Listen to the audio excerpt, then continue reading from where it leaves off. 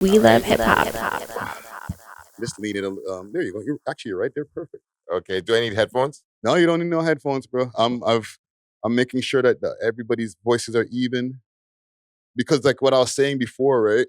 The audio that even we did for the first time that we had a conversation, those were trash, What? fam. Really? Dude, like I was using a phone back then. Hey, word. Like, and not the phone for the video. I'm talking about the phone right here, like the iPhone in the middle of the table, recorder on, and then that's just what's picking up the audio. So you're getting you, me, Herc, the fucking whatever air conditioner that's in the room. If there's music playing down the street, everything's going into the one audio. Yo, for real. One track. Yeah, yo, one track. Yo, fire engine. Yeah, bro. There's no mixing involved in that, fam. Like, Yo, no doubt, yo. so it's like, those are brutal to me. Like, I appreciate the fact that we were able to have the conversation. Yeah, yo. And all that, but like, brutal audio, fam. Yo. Man, I talked to this dude in New York and he really changed my head about that. He's like, yeah, I know, like, he's like, you get the best shit you can, obviously. But he's like, honest, sometimes with some people, if you got, especially with hip hop and people dying and shit, if it's real and you got a little shitty something, at least you got a little something. At least you got it. But it's like I'm with you when you're like a real lover of audio and video. You're like, yo, I want it as best as I possibly can capture it. I want it as clear as sounding and clear looking as I can. Yeah. But yeah. You want that to be something that when you look back in history, people are like, okay, I can hear it, I can watch it. You know what I'm saying? Not be like, this is okay, but I gotta turn it off. Yeah, exactly. Where you like watch it once, you're like, okay, I kind of get it, but this isn't like this isn't the gold take. Yeah. This isn't the like the master video. Like, yeah.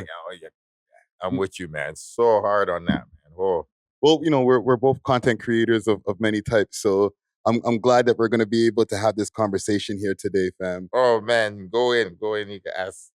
So listen, with no further ado, okay? Yeah, let me know when we start it. We listen. From the time we started having a conversation, and I'm talking into this mic, we going. Okay, good. Yeah, let's go in. So we had the conversation with this gentleman. Like, I don't know what number episode I'm in right now, but I know I'm in the 290s. Nice. But we had a conversation back on like episode number 9. Yes. Way back. Okay. And I feel that we had to do this again. One, to get a better audio, like, and a video. Right? Yeah. Congratulations on still going. Thank you. And just because you are part of this Toronto history, the puzzle pieces that go together that make the scene what it is. True. Okay. I try. You know, from being an artist in the scene to being a journalist in the scene, as well as being that person that anytime you see a show, whether it's one of the biggest shows or something that's super underground, you're going to see this guy in the front row. You know what I'm saying? And not just in the front row, you know, looking bougie, just on his phone. No, like really enjoying the music that's going down. Yo. You know what I'm saying? Yeah. So with no further ado, we have MindBender Supreme in the mother effing building. Yes. Thank you. MindBender loves you. Thank you. It's an honor to be here with my brethren. Friday. Yeah. We love Hip Hop Network. Toronto, aka everyone in the world, because Toronto hip hop is on top now. And man's like this, we go way back. This is a fact. Long before the comeback season era and etc. So it's just a different time. We're so happy to be part of it still now. Yes. And salute all the soldiers. And we're going to get to that show. We're going to get to that show where it all came together in a beautiful way this summer. But yeah, we go way back. And yeah, it's just, I just love real hip hop. I love dope shit. People are like, yo, you're always at every show. I'm like, I'm at most shows. But if you're whack, I ain't at your show. So you got to be doing something real. You got to be doing something original. Yeah. You got to be on the come up. You got to be dope. You got to drop a classic. You got to be repping for the people. That's when I show up. That's when you're a real one, I try to see you at least once. Try to shake your hand. Try to have a moment with you. Memorize your song. Learn your lyrics and your lessons, and make my life better through it, because hip hop raised me, teach me music, black music, just music in general, raised me and teach me and guided me. Like, yo, I don't know, especially on some street shit. You know, I want to get into it a bit, but like, it's like, yo, it's CNN for the hood, and it's dropping slang and codes and you know, just word on the street between the mans them, yo. So it's like, I was listening to, you know, I was in 93, 94, I was learning hella and blue and dank, all these Oakland words and stuff. And I'm like, all right, I fuck with that. I fuck with that. And then, you know, came up off Mobb Deep here in Dunn and Kiko and, you know, all them East Coast words. Like, all right, I'm listening to the slang. All right, I hear it, you know? Yeah, it kind of brings everybody to geographically together. Straight up, yo. You just be like, all right, what's the man's them dealing with over there, here and there, and the gal them and everybody in between, all the stories that ain't told. So that's how I listen to hip hop. Yeah, man. So before we even get into it, right? Also for the audience who is watching on YouTube, like, subscribe, all that good stuff. You know what I'm saying? Make sure to share the video. And salute to our sponsors, Astro Pink, always keeping me toasty. I'm about to curl up something real nice. You know what I'm saying? Yeah. I was hoping to maybe do that. If we could. You know what I'm saying? And you know, I'll make sure that MindBender is smoking nice on this. Make sure to check them out on their Instagram, Astro_Pink, and check out their website, myastropink.com. See, if you know, you know. But let's get into it, man. MindBender Supreme. How are you, before we even get into any conversations about history and stuff like that? How are you been? How has your year been? How's your mental health? I'm gonna be super real today. I'm kind of at a balanced place, but yesterday was a heartbreaking roller coaster of a day. For real. Rest in peace, Pat Stay. Yes, straight up off the top. I woke up yesterday morning. Peace to Shad K. Shad is the one who actually passed on the information that hit me with it first. And yeah, I had many memories. You know, I'm not gonna say like I was some Scotian who like grew up with Pat, but whenever Pat came here, I would check him. You'd be at the battles. I was always at the battles. We chilled at the battles all the time, and I saw multiple battles of him, at least 5 or 6 legendary moments, and we took pictures together. I had a few conversations, and enough where I made memories with him, and you know, we had respect for each other. And, it really broke my heart to see that tragedy yesterday. So I was really sad. I was crying. It's really fucked up. Yeah. Shout out to Nameless and cats in the battle scene, and so we were all just kind of going through a poison pen, disaster. Yeah. And I got memories with all the Battle Cats dudes, and but then that was the morning, and I was like, I really need hip hop family. I really need, I need the community to. We all got to be together for these moments like that. You know, when cats pass away very tragically, sadly, especially when it's violently, it's such a heartbreak. I mean, yeah, man, it was hurting me to report on that story when I was doing the news story for it. Like, I was doing it, and I felt I didn't feel the intensity that I usually do my news stories in. I just paused a lot. Like, it was heavy. You know what I'm saying? Very heavy. Man's got kids, and to be super honest, man, like, it kicked me in my ass because I just listened to the Game song 2 days ago, the Game disc, and I was like, yo, this is fire. Phenomenal. And like, I listened to it, but I was doing something else. It's like 2 or 3 days ago, and I listened to it. I was like, yeah, word up. Yeah, great work, Pat Stay. Yeah. And I didn't write immediately, yo, I love this song. And that could have been the last interaction I might have had with him, and he might have seen that I was still a fan of his work, and I don't think he saw that because the passing happened the next day, and so I didn't get to write that. So, yeah, man. But I mean, so that was really heartbreaking. Thank you so much. And but then in the afternoon, I went over to the Raekwon store in Regent. Yeah. Got to buck up with Raekwon and see the brethren them, and shout out to Logic and Born King and the man's them, and saw some real heads. So I just missed Nas. He was there too? Nas slid in real quiet on the low. He was there. And by the time we got in, Nas had already left. So I was but I got to link up with Raekwon. They hooked us up with some food, and it was real dope. But oh man, I still ain't got my picture with Nas. I got 2 interviews with Nas. What?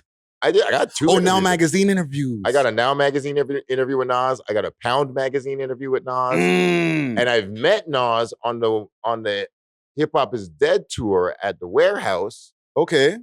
Shout out to Famous, because this story is great. I'm gonna share a few stories that I've never really shared, man. Yes, please. So it's me and Famous. Famous was working at Flow, and they were like, only one person gets to go in and see Nas. He's only got like 2 minutes. And Famous looked at me, and I was looking at Famous, and Famous was like, "You go in and meet him. I know you're crazy." And I was like, "If this was a gladiator match, brethren, I'm sorry, but I would have to kill you. I would fight to the death. I was sorry, brother, and I would buck your neck, and then I would win, and I would go see Nas." So Famous was just like, "I know you're a crazy Nas head. I know you love him even a little more than I do. Like, peace, you take it." So I was like, "Thank you, Famous." Like, yeah, I never even told that one. So I think Famous is in Japan now, probably. Thanks, Famous. I'll never forget you for that one. Yeah. So I go in and I see Nas. I get to give him a magazine. I get to give him my first mixtape. I give him a bag of weed and a blunt. I was like, yes. I shook his hand. And there's one little thing. I walked in a room. Where is he? Where is he? He was just like a quiet child in the corner. It was so weird. It was whenever you walk into a room, noticeably you like see the energy of the rapper and you like sense it, whatever. Yeah. Nas it was so different with Nas. It was so ill. Nas, he was just quiet, chilling there. I just was like, "Hey, yo, check it out. Here you go. Here you go." Yeah. I met you once. It was good. Dapped him up. Cool. Good to meet him. And it was written Nas at this point. No, this was Hip Hop Is Dead tour. Hip Hop Is Dead. 2006. Okay, so that many years later. So this is evolved Nas. Yeah, for sure. Rich. He's already been used to being rich, and he was still that like humble and chill. I will never forget it. I walked in a room and it was so quiet. I'm like, I've never been backstage. Been in mad rappers backstage. I was like, it's never been so quiet. And it's Nas. It's like, this ain't no like underground rapper who got nothing. Not a bunch of groupies running around. No, it was like 2 or 3 other people in the room, and it was mad. It was like a church. It was like a temple. Yeah. And Nas was just like this really quiet presence. And I just got to say what up to him. It was real quick, dapped him, and then all right, you gotta go. And I was like, fuck, I didn't even get a picture with him. So I almost got my picture with Nas yesterday. Shout out to Mastermind. We saw Mastermind. Yeah. Mastermind's up on his Twitter with his picture of Raekwon and Nas. The yesterday. flashbacks. And I was like, oh God. Oh, I got my picture with Ray. I love you, Ray. It's great. Yeah. But like, I'm not even in any disrespect, but I've interviewed Raekwon before. I've interviewed like half of Wu. And I've got maybe like 5 or 6 pictures with Raekwon already. Wow. Not to say that I didn't appreciate yesterday's one. It's an honor to be with these cats. Yeah. Every time. But I'm like, I don't have one picture with Nas yet. So I'm still looking for it. Dude, you have so many moments where you're next to like all of these different hip hop historians, hip hop legends. You know what I'm saying? I want to get into the history, but there's a couple things I want to get into for now, right? Go around. Yeah, I won't drag out all the stories, but no. That actually answers how I was today and yesterday, because like yesterday, it really brought up my energy after the Backstage stuff to like chill with Raekwon and, you know, he was serving rice and peas and some food, and then so it was really dope. Like, and then we went to the show last night and it was dope. Even though Busta Rhymes and Method Man weren't there, everybody else was. Yeah, it was a good time. No, it was a dope show. I was there too, man. You know shout out also to Scratch Bastard and Cadence Weapon and Shad, because we were chilling and it was really good to see the homies. Yeah, and man. And Ason, I saw Ason and Susie there. Ason Eastwood? Ason. Or Ason, ODB's son. ODB's fourth son. Yeah. So I got he performed ODB's parts at the concert last night. He did a young Dirty Bastard was there. Okay, That's talking about his first son. Okay. ODB's got a fourth son that lives in Canada here. And yeah, I won't but he lives in the greater Toronto area. I won't blow up their spot. But they live here. And so Wu-Tang got blood and fam here. Susie is the very first non-Wu-Tang member to ever have vocals on a record. Okay. On Rawhide. Run blood clot things. Wow. When she the West Indian gal on that ODB record, she's from here. What?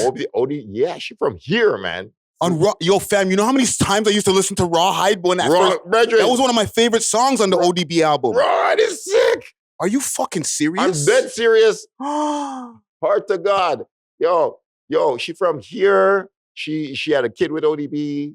And yeah. And his son is here. He's wonderful. Ason is blood family. I love him. That's, man, we go back. This is why you are important to the scene, okay? Because you contain all these hip hop jewelries and facts. You know what I'm saying? On the table, there's a bunch of things that we're going to get into because I brought a few things. You're not just like a rapper and somebody who, even now, like you do adult films and stuff like that, right? Yeah, true. You're a hip hop historian. Yeah, man. And I want to congratulate you on the podcast that you have now thank you. With Logic from Stolen from Africa, the Reminisce show. Yes, sir. Great content, very thorough interviews. I've been using them to use them for research for some of my interviews, and I salute y'all for doing that. Hey, it's real, recognized real, man. I thank you, because for some of our interviews, I was researching your stuff too. Okay, thank you. Word is bond, and that's just Kat. I love how you carry on. I love, I was happy to be on your show earlier, and we started that up during the pandemic. That's what I wanted to know. Yeah, we started up during the pandemic just because I've known Logic like 20 years, man. Yeah. We go back, hip hop shows, so many things. And Stolen from Africa stuff. And that's just a real one out here. So, and we were just like, yo, man, we just gotta, during the pandemic, we're like, yo, man, we gotta speak for the people and just carry on the torch. And we see, there's a lot of media that's going down. There's a lot of media. I come from this era. I come from print era. I come from where you had to get your words right. Peace Magazine, the man. Put that one up again. Oh, yeah. Peace Magazine with Allen Iverson on the cover. Jesus Christ. And so I'm if you want to figure out what time in the hip hop history timeline it is, Choclair, album 2, Memoirs of Blake Savage. Yo, not album 1, but album 2. Yo, for people, man, people got to know this history because Choclair had the first full page ad in the Source. First Canadian. The ice cold Choclair on the throne. Yeah, I remember. Very first Canadian full page ad. I'm 99% sure of ever. I'm 99% sure Choclair had the first one. And so it's just moments like that, man. Yeah. And also for a little hip hop history, there's all these jewels. I don't know everything, but I know a few things. This is when Bishop Regante joined the circle very briefly. And if you don't remember, Choclair's in the video, Bishop is cooking a little barbecue thing. Oh, yeah. So, it's just moments. And the Light It Up video. You know it. Yes. So, Bishop was down in the circle for a minute. And I went to Trevis with Bishop. Oh, I'm calling it out, Bishop. Salute to Bishop. That's also alumni over here, too, on We Love Hip Hop. So, man, Bishop, Bishop, real one out here, putting in bad work. So, historian, too, man. We were in Trevis in 97. Wow. Yeah. So wow. Anyways, I mean, I don't even know. I got off the answer. No. Because you're a podcaster now, fam. So all of these different things, you and I both, things that we've collected, the data that we've collected over the years, has made it where I think it's kind of an easy thing to get into because we can have conversations about hip hop. We can interview people. And, really know their history and get do the right research, right? That part. With integrity. Yes. Not doing no fuckery to just get views or clicks or likes. Be like, yo, this is fam. This is truth. This is, yo, man, sometimes, we can talk about fucked up shit if we have to, but it ain't we ain't trying to throw no one under the bus or fucking exploit no one, troll, do no bullshit. Yo, just gotta talk about real life because that's what hip hop is supposed to do. Yeah, that's a fact. So let's go back. Yeah. Born in Ottawa, right? No, I'm born here. You're born here. I'm born in Toronto, but moved out to Edmonton at the age of 1 because my dad was doing some fuckery and my mom took us out there. And it was you have a twin brother. You have any sisters? I have a twin brother. I don't talk about this much, but I have 2 adopted sisters. Interesting. From out in Alberta. Okay. Yeah, so I have 2 adopted sisters and I have an older brother and a younger brother and my twin brother. Okay, so that's a big family right there. Yeah. So then you're in Edmonton And it's just you and Mom Dukes and the rest of the kids? And the kids. And then my mom remarried. Then she remarried, and I went to Jamaica for the first time for the wedding in 1986. And then that's when my little brother was conceived. So came back there. He was born in Edmonton. Shout out to him. He's the best dude in the world. And then we moved back to Toronto in 1991 for grade 8. And we lived up in North York, Bayview Mall, Shepherd and Bayview. Okay. So that moving around, what did that do? Did that make it hard to like collect friends from place to place because you gotta, all of a sudden it's time to go again? Brethren, you nailed something that I don't talk about much, but like, that's the reason why the place where I'm at now, I've stayed for 10 years, downtown Toronto. And like in my Toronto spots, after I was 21 in Toronto, I've only lived in like 4 different locations because I moved out of my house and was like, I want to stay somewhere for 5 years. Yeah. I want to stay somewhere for 10 years. Like, I want to know a neighborhood. I don't want like, this is my hood. This is, my spot. I know every crack in a crevice. I know who's doing what, the crackheads and the rich people, whatever. Because when I was young, in Edmonton, we moved around every year. In Edmonton? In Edmonton, where we moved around every year. And when we moved back, we moved around every year. I only stayed in Toronto for 1 year for grade 8. And then we moved up to Ottawa. That's when I went to Ottawa. Okay. For grade 9. So I did all of high school in Ottawa. Okay. And even in Ottawa, I was in the west end of Ottawa in the Nepean, Merivale Road. And that's where I met my first dude who showed me my first sampler. I had my first show in Hull, Quebec at a club called the Thunderdome. Heads who are in Ottawa know the Thunderdome. It was wild. KRS-One came there with Supernatural. First time I saw KRS-One. Wow. There was a lot of ill shows there. So, but we also moved around every year in Ottawa for the 5 years I did high school. Okay. And then mad real, like one of the realest moments of my life is actually, I don't even talk about this much, but there was also some of my brethren who got caught up in a murder case, a famous murder case that was recorded by McLean's.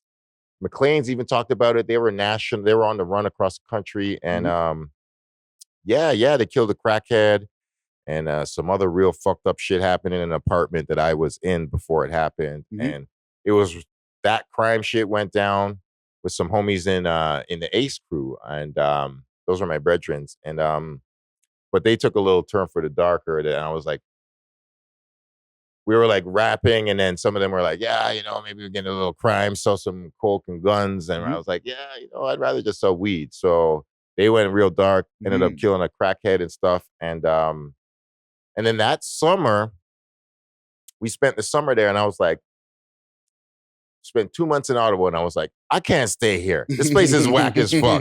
I'm like 18 years old. I'm like, we're just starting to rhyme. It's like 95, 96. Yeah. I was coming back and forth. I had brethren here on Shepherd, and I had my first demo in 94. I got it played on CKLN by DJ X. Wow. So we were coming back and forth. I had brethren in Toronto who were sending me mixtapes of the Power Move. Brethren was like, had It Ain't Hard to Tell on the phone and called it and put it on my answering machine. Like, yo, this is off the radio. This is Nas off Illmatic 94. Like, so I had a Toronto-Ottawa connection even when I was up there. Yeah. And I got my first song played on the radio on DJ X, and it said motherfucker on the very last word of the song. So DJ X, as soon as it was done, I told X about this. He says he kind of doesn't remember, but like, I'm like, I remember. Yeah. And X was like, I ain't never playing MindBender on this before. He cussing on the radio. And I'm like, oh my God. And little me is like, oh shit. DJ X, he hates me from my first song. Yeah, end of the world, basically. No, it was hard pressure. It broke me down. So I was like, all right, now. But like, I like to end off some songs with motherfucker. But anyways, so it was cool. And we were going back and forth. But then summer 96, I was like, spent the summer in Ottawa. Some friends are getting caught up in some crime that had no future. And then I just spent 2 months there, and I was like, this place is fucking whack. I got to get the fuck out. So then I came here for music college, and I've been here ever since. I came back to Toronto. I'm like, yo, this is my hometown city. I've been jumping around Canada, but I'm back. And ever since then, it's just been in hip hop. That was like 96. 96. And boom, just to now, just collecting history, studying, watching, rhyming, performing, loving, supporting. Yeah. And even like, while like you started getting into over here, like all your siblings moved here with you? No, only me and my brother came back. Okay. Most of my family is still out in Edmonton. They're still there now. They like, only me and my brother decided to pursue music. Yeah, you guys had a group together at one point. Yeah. No? We Supreme Being Unit still goes down. Yeah, like because I remember when I first used to see you guys, and this is like back then. Yeah. Okay, when I first moved to the city, like 97, even before when I was like visiting the city and doing my thing out here in 96 and 95. Yeah. You guys were moving around, and like I used to pop up at the radio stations and stuff. I remember I used to see two of you guys as a team, right? Yeah, man. So can you talk about those times as the Supreme Beings? Oh man, Supreme Being Unit was good. Yeah. We were shout out to all there's only a few twins in hip hop. There's like Twin Hype and there's AO Duo now, but they used to be called what A likes? No, they used to be called A Team or A Game. Oh, A Game. That's right. A Game. That's right. Yeah, they're called AO Duo now. Yeah. Oh, that's what they go by? Yeah. Okay, cool. Yeah. To them. And yeah, I mean, there's the Canadian one. There's like one or two. But yeah, Supreme Being It is dope. We did an album. We did our first album in Ottawa. And then we dropped probably 5 albums and then like 2 or 3 EPs. Yeah, my brother is an amazing cat. Conspiracy, he's wonderful. But honestly, he went through some real dark shit. He did. He went through some real dark shit. Shout out to every single person that asked me about him. Usually when I see cats, like I see, we'll get there, but I see Infinite random times here and there. He'll ask me about my brother. I just see cats in the street. Jellystone will ask about my brother. Yeah. And it's just real heads, like, because he floated around. There was I don't think I've ever talked about this on a podcast, but he, in his worst times, maybe 7 or 8 years ago, I'm walking down the street. It's summer, and I'm going by the Pickle Barrel at Yonge and Dundas and I look up on the TV. CP24 is on, and it's my brother's mugshot.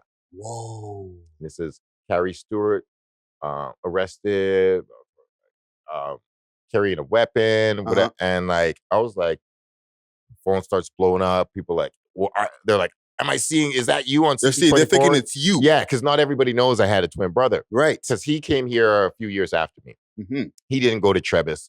Our OSAP got fucked up, so I stayed here, and then he went back and moved to Vancouver, came all around. Yeah. And yeah, he had a rough life story. And not to interrupt you. Yeah, no, go for it. Make sure to hold that thought. There was times back in the days when he first started like straying on his path where because you guys are twins, I would be like, I didn't know sometimes if it was you or him, right? Lots of people, so many people have that. They're like, some people are like, yo, I saw you, Addy, but you weren't so happy. You know, like my brother carries some dark stories and dark energy with him sometimes because he's had a very rough life at some points. And he is basically the strongest individual I know. He's gone through so much homelessness, drug addiction, mental health issues, all the stuff. And he's still with us here today. And it's a blessing.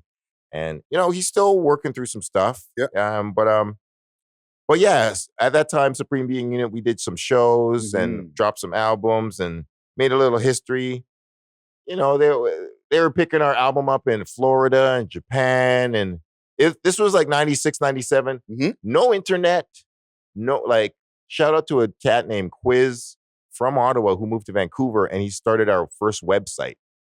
So, and then he got us linked up to the Roots for a minute. And my brother was trying to link with the Roots. And long story short, this is a wild story. Not everybody knows this except if you're a hardcore head. My brother was going at the Roots so hard. I remember that.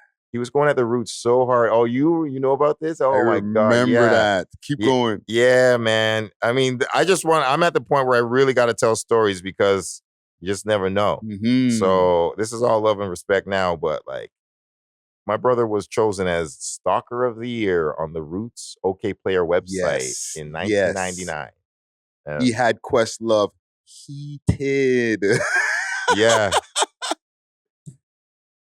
Questlove and Black Thought were not happy. Yo, so they called my mom's house. This story doesn't get told much, so this is just we just please tell this story. So I fucking hated the Roots that year, man. Fun side fact, the Roots of the group I've seen the most in my life. I've seen them 21 times. One of my favorites. Yeah, for sure. One of the best hip hop experiences you can have, for sure. I've got a couple Questlove drumsticks. I've got, very positive and very negative experiences with the Roots. And so in 1999, I was not happy with them. They had the audio on the website. My brother was blowing this shit up so much, he got the number and he was calling them in San Fran and I'm not San Fran, Philadelphia. And eventually they called my mom's house back, which is where my brother was staying.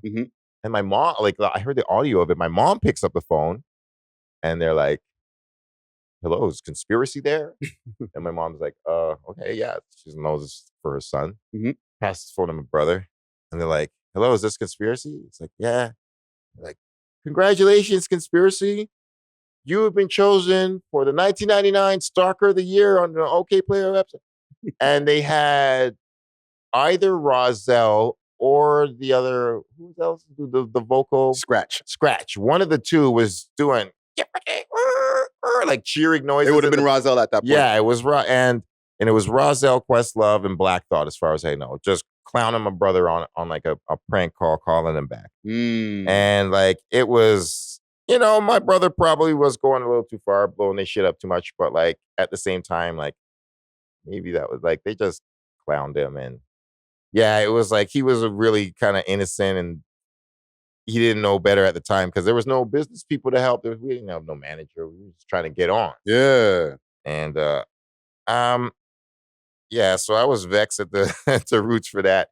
And I'm gonna add a story I don't tell much. I'll try to keep it quick, but the very first time in my life, I grew up with a very, very proper Jamaican mother. My mother never heard me swear until I was about 27. She never listened to your music then. Yeah, exactly. No, Mom, don't listen to our shit. Come on, our stuff. But yeah, I never like some of these things you see the kids be like, how dare you do that to your parents? What the fuck? Who raised you? Yeah. My grandmother, God bless her soul, never heard me swear, never did no fuckery around my grandmother. Never. I saw whatever, having sex, whatever. The very first human being to actually disrespect me on a major level in my life was Black Thought. Wow. We recorded our first album, 1996. I have a cassette of it. Just got it mastered. Black Thought, The Roots, Socrates, and Rascats performing at the Opera House. Probably the very first Roots show I saw out of the 21. Show ends. Black Thought's walking around. I'm hanging around with my tape. I got stars in my eyes. I'm like, yo, I got my tape. Gonna hand it to a rapper. Do the thing, hand your rapper the demo and you're like, you're on. Hopefully you're like, this is all you got to do. You just hook them up. And then, man, this is burned into my brain. Black Thought's wearing this white and black fur coat, got diamonds and sparkling black glasses. And I was like, oh shit, man, he's looking ill. Just the what we do checks came in. Yes, exactly. Yo, he's like, yo, man, for real, got that. Black Thought's looking all right. So I got my cassette and he's standing on stage. I'm at the Opera House, walk up to him and I'm like, yo, Black Thought, what up? My name is MindBender. I'm from Supreme Being Unit. Here's my tape. And I hand him my tape. And swear to God, takes the tape in his hand, looks at it, barely even moves his head to even acknowledge me, turns, walks away. No thank you, no hello, no I appreciate that, MindBender. Not even I'm gonna take this shit and throw it in the garbage. Like literally just like I was like 17 and I had like I was nice to everybody. I've always been nice. And this is pre your brother having any issues with him and all that too. Yeah. This is our very first album. Exactly. Yeah. But no, my brother wasn't there. It was just me. Yeah. So no, I'm just saying because there's no context for that neither. It was before the Stalker of the Year thing, for sure. Yeah. My brother hasn't seen The Roots as many times as me. Mm-hmm. So I handed my tape, and literally it was the first time someone ever punked me off. Like, I'm not gonna talk to you or whatever, and just like, and I'm literally standing there on the stage at the Opera House. I'm like, are people allowed to do that too? Yeah, I was like, I've never been so disrespected by a human. And it was Black Thought is literally the first person in my life to, it's like, you ain't even worth a word. Wow. I walked away. So that's crazy. Yeah, I got like random weird stories. I don't even ever think I told that story in public. But like, that's I've had funny moments with Black Thought. We've laughed a couple times, but that was in '96, and I was like, "Yo, bro, you're fucking whack for that." I mean, of course, people are getting handed demos all the time and whatever. But I get tons of shit that I've never listened to. But I'll at least be like, "Yo, thanks, I appreciate it. Keep rapping or something." Yeah, something. Wow. Anyways, you know what? I'm gonna do a journalist or a interviewer faux pas. I'm going to give you a story about me and Black Thought, actually, quick fast. Give me that. I actually sold weed to Black Thought 2 times. Right? When they first came down to Montreal. We share that. Oh, yeah. Yeah. So tell me that. First time it was just like a quick 20 bag. And I think they came down. Well, when they first came down, we were buying the tickets in front of a place called Fufun Electric in Montreal on Saint Laurent Street. Right? We're buying the tickets, and these guys are coming off the tour bus at the same time. Him and the keyboard player, right? Come on. And they're like, yo, they look at us, we're looking at them. They're like, yo, this place look like West Philly, yo. And I'm like, yo, I got the weed, right? He says, okay, link up with me after the show, right? So I watched the whole show, and then when the show was done, there was no actual stage. It was in an area in that place called the Savoy, which was like a more intimate area. All right. Right? So I was able to cut my way through the crowd to where they were leaving out of the room. Right. And Black Thought seen me right there where the border was, where the security was knocking him off, and he was like, him. Yes. Right? Yeah, so I go backstage with these guys now. Yeah, very good, that guy. He wants to buy 100 bag.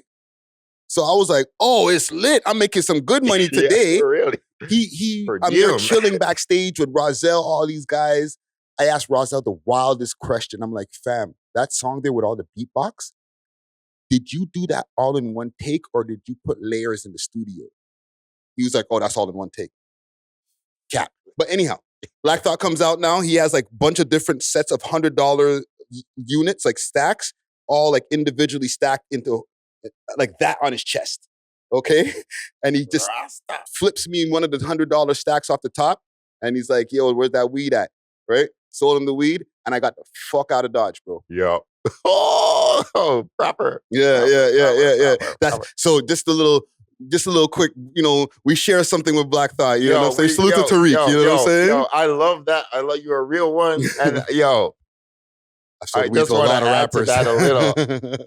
I sold a quarter, and I sold an eighth to Sean P. R.I.P. to Sean P. R.I.P. to Sean P. Tell me about that experience, because I have so many that I'll share for one day when I do an interview of my selling weed to rappers and making networking through that. Yeah, because there's a bunch of those. I have probably a dozen of those. Yes. But please tell me the Sean P interaction. That's it. Like I want to share that. He's doing a show at the Phoenix. And there was a promoter in the city I have respect for, and the promoter's assistant had asked them to provide weed for rappers when they came to town. So I was that guy for a minute, and it was real dope. It was really hard to get shit into the Phoenix, if anybody knows. They do a serious pat down. Yes, they do. So they were like, yo, slide through at 6 o'clock and you're good. So I'm like there in the evening, nobody's there, and I'm in the bathroom, and Sean P comes in, and I was a little nervous because there was a couple stories about Sean P. Yeah. If he wouldn't like you, you might catch a fist, or he might just rob you or whatever. So I just carried myself properly. It was like, yeah, brethren, I'm cool, like, I'm gonna hook you up. Yeah. And yeah, man. And he was mad. He bust a couple jokes and he's like, oh, you got that weed? You got that weed? Mm-hmm. Yeah, bro, I got you, man. I'm gonna throw in some extra. Like, all right, good look. And just gave him a big stash of weed, and he gave me like $30. I'm like, oh, that's good. I probably gave him like $75 worth of weed. It's like, he's American bills. I'm like, that's good. Yeah. So he's like, yeah, good looking out. Give me a daps, and he's like, let's be out. Like, did it real quick, and I'm like, successful Sean P. Weed interaction. Mm-hmm. Mans gave me money, and like, I didn't get a box in my face. Yeah. You didn't slide a demo? No. I was like, yeah, I'm glad. Because that's the thing. That's the thing. For some reason, not that time, yeah. Because, and I say that to say, and I have so many questions here. Yeah, We're getting into so many sick zones. I'm assuring my answers. Man. Listen, we podding over here, okay? I got enough camera energy and fucking production out here that if we wanted to, we can go for 4 hours. We won't. We won't go. We could. You know what I'm saying? All right, good. We produce over here at the We Love Hip Hop Network. All right. I want to give you exclusives. You a real one out here, so I'm giving you a few stories I've never told in my life for sure. Wow, thank you. There's reasons for that. Mm-hmm. I can't tell everything because, like, you need to write a book. You know this, right? I'm working on a book for sure. Okay. I promise. And like, I can't get into everything because there's certain things I don't want to before it's time. But I'm going in and I'm telling stories. I'm sharing pictures, and like between now and the 50th anniversary of hip hop next summer, I'm dropping jewels. Like, MindBender season is on. So supreme. Straight up. But go on. So, okay. Now, with the weed, because this is all past the stat. This is like fucking more than a decade ago. But like, when we were both out there meeting different people, because like promoters would holler at us and say, yo, we need some weed, right? Yep. That was also a gateway to be like, here's my demo. True. How many people, or give me an interaction of somebody who you were like, yo, I'm going to get to meet this guy and I have to give him my demo. That's a great question, man. Like, okay, there was, let's see.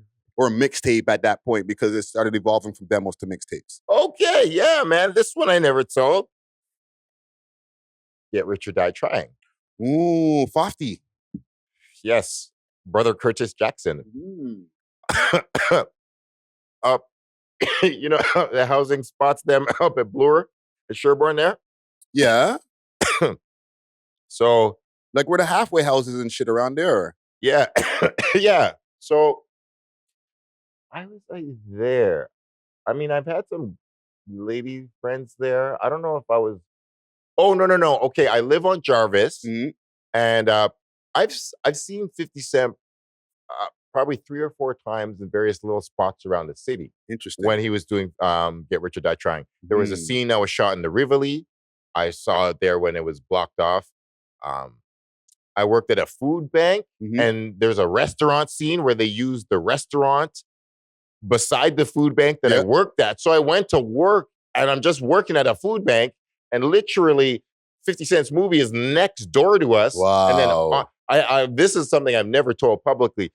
So I'm going on my break because like we're just moving food. I'm just working for the city, just helping out, helping out the community. So I'm on my break and I'm just listening to some headphone hip hop.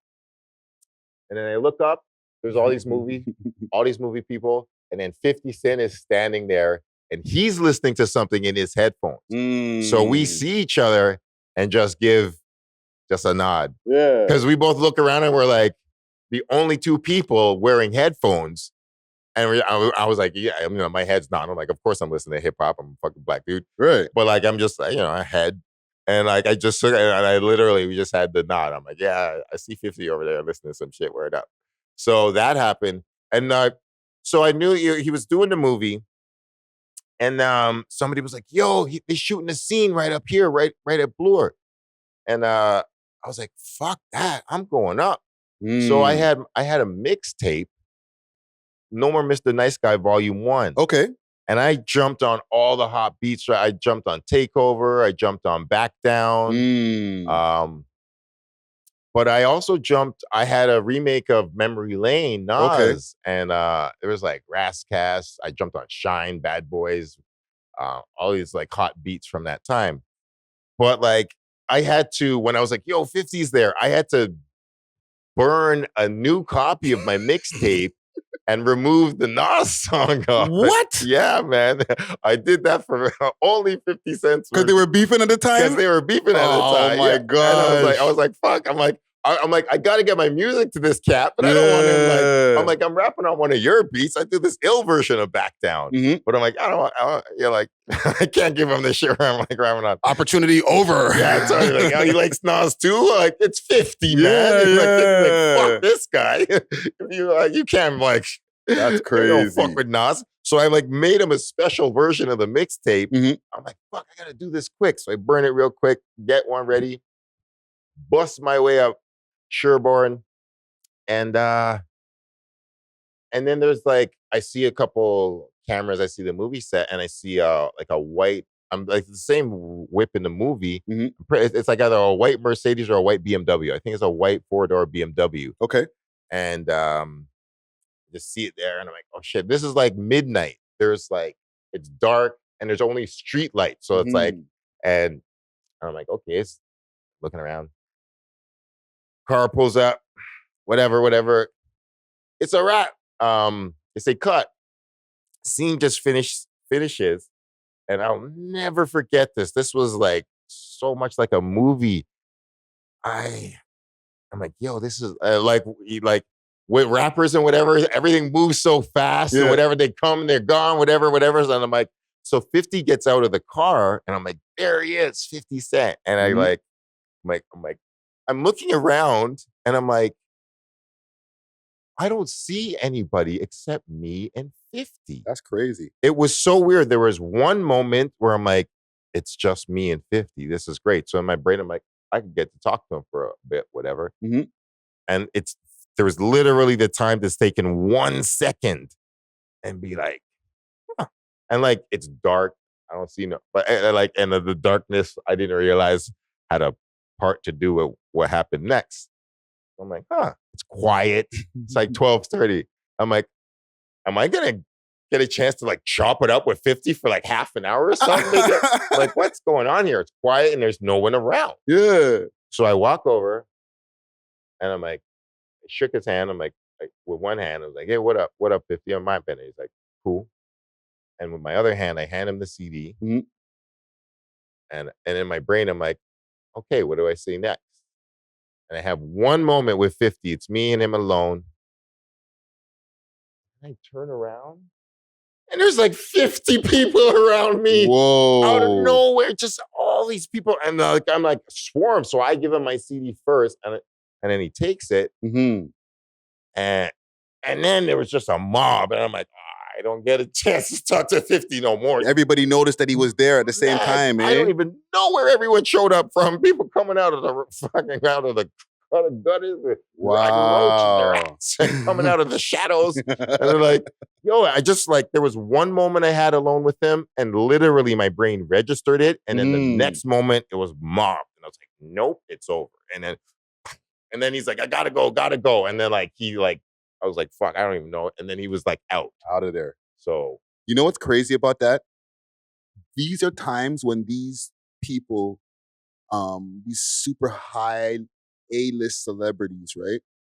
Now, we're at their beginnings and stuff like that. Yep. You know what I'm saying? So they were way more accessible. Way more. You know what I'm saying? Like the fact that you can be on a street and just see 50 just like that, without a million security around him, police all over the place. That's like, because he's like, I'm in Canada, I don't need to deal with that type of shit. You're never going to see that again. Never again. You know what I'm saying? Mans are way too rich for that. I was like, it was his first movie that they kind of, whatever. They're like, all right, this guy isn't a superstar yet. Yeah, it helped to blow him up. Exactly. It helped to blow him up. So it was, I see at least 3 or 4 different sets around, and I have access to the sets. And I'm like, yo, extras and random people are checking it out. Yeah. And I was like, yo, I got to shake his hand and walk up to him for one moment. Mm-hmm. Nobody stopped me. It was just like right place, right time. Yeah. But that time will never happen again. Yeah. Yeah. So yeah, and the thing is, in that, what I'm saying all this to say also is like, I never got to have a conversation with him, but like I shook his hand and I saw him once, and like he was cool in that moment. So and like that's when I was like, he received my music, at least gave me like a moment of, like I have in my brain, and that's why I say like the lamps. It was dark. It was like 12:30, and it was only street light. So it was like a bit of like a drug deal. I'm like, yo, I hand 50 in the dark. In the dark. Like that's in my brain. And I looked him in his eyes, and he looked like he received it, like he was like, word up. And we had that exchange. Yeah. And it's so like, I'm like, yo, at least he like took my music like a man. He like didn't punk me off, because it's like, come on. All of us musicians were somebody trying to get noticed by somebody. He's been there. Yeah, man. Like, you don't have to tell me you're going to like it. You don't have to tell me you're going to sign me. You don't have to do nothing. But at least give the fans a moment of, all right, I got you. Yeah, I'm going to take this with me, and maybe I might listen to it later. Yeah, I see enough of these cats, like sometimes in hotel rooms and shit. You see other cats shit in a garbage bin. I've seen that, and I'm like, oh, word. But it's cold. Yeah. You started transitioning into the more media side of things, getting into journalism and stuff. Yep. Writing for magazines like Pound and Now Magazine and stuff like that. How did that even come to part? I'm glad you asked that, because I was just frustrated with, I started doing that late 90s, early 2000s, because I was frustrated with the media just not understanding hip-hop properly. Okay. I just read magazines, and there's some dickhead journalist who like is asking corny questions, not asking the right questions, like didn't really listen to the music, or just like misunderstanding the culture, misunderstanding the reason. I'm like, yo, I ain't no fucking street motherfucker, but I get it. My family's got some street shit. Like, I had an uncle that was murdered in a reggae jam up on Eglinton, and when I was 1979. That's one of the reasons my mom didn't want us to go into music. Like, some real shit goes down. Like, I've had friends, like I was saying, my childhood friends, in jail for fucking murder, murder and sexual assault, and all kinds of wild shit, like sexual assault with a fucked up weapon and shit. Like, really, like, I know people. One of my homies was murdered in Edmonton, childhood friend, murdered and stabbed in the heart, put in the back of a car, and they lit the car on fire. Like, yo, whatever. But I listen to, like, I love these people. I listen to hip hop, so it's like, so that shit don't happen to me. And so we can all live and learn. Like, each one teach one. Like, what the fuck? You listen to lyrics? You listen to Beanie Siegel? Like, do you really listen? Like, did you listen to Ice-T when he was like, yo. Yeah, Onyx. All these cats, like, yo, like they're dropping jewels and less Mob Deep. Like, yo, Wu-Tang, like the shit that makes Wu-Tang real is because, like, sometimes they get fucked up too. Mob Deep, their boy gets shot on it. It's not like, this is the one reason why I really don't like Rick Ross. I'm like, yo, Rick, your voice is fantastic. Your choice in beats is fantastic. You never talk about loss. You never talk about suffering. You never talk, like, and that's why I don't believe your shit. That's why you're on some, like, yo, you're some fake CO shit. I'm like, I'm not really dissing you for being having a job in the community, but like, real street motherfuckers know, like, we get stabbed and shot too. Anybody could get it. Yeah. Nobody's invincible. It's not all W's. It's not all W's. That's why Prodigy is one of the realest motherfuckers out there. Yeah. Prodigy's like, yo, Prodigy says that on the album. Yo, I ain't the biggest motherfucker. It's all about who get who first. And I'm like, I spread love and peace and all that shit, but like, my heroes are Malcolm X and Martin Luther King, who were both very peaceful men, but get shot dead. Yeah. They're violent deaths. So it's like, yo, I'm trying to be peaceful, but I'm just saying all that to say, like, in every way, when I saw journalism, I'm like, yo, these motherfuckers don't get it. They ain't, so I'm like, I gotta start talking to these motherfuckers. Yeah. I want to fucking do this shit. So shout out to Pound. I mean, the Now Magazine gave me my first shit, and they fucked me over in some ill ways too. And when we talk about the Drake story, you make sure to bring up Now Magazine again. So, but that being said, There was a moment at the beginning of Pound Magazine where they were like, we got three cats for you to interview. Mm-hmm. Nas, Jay-Z, or Kool G Rap. Mm. And this was like 2001. Great choices, by the way. And I was like, this is fucking fantastic. Yeah. I love it. And I was like, at the time, I was like, I mean, I was more, I love them both, but I'm like, Nas beat Jay-Z, man. Ether over Super Ugly all day. You know, Takeover is amazing, but like Nas fucking won that shit. That's me. Mm-hmm. And like at the time, I was like, I want to interview Nas. And you know, they're like, they get back to me. They're like, you're just coming up, man. We're gonna give you Kool G Rap. So you know, at the time, I'm like, I'm honored to talk to Kool G Rap. Yeah, but that was one of my early interviews, and you know, I like that's the thing.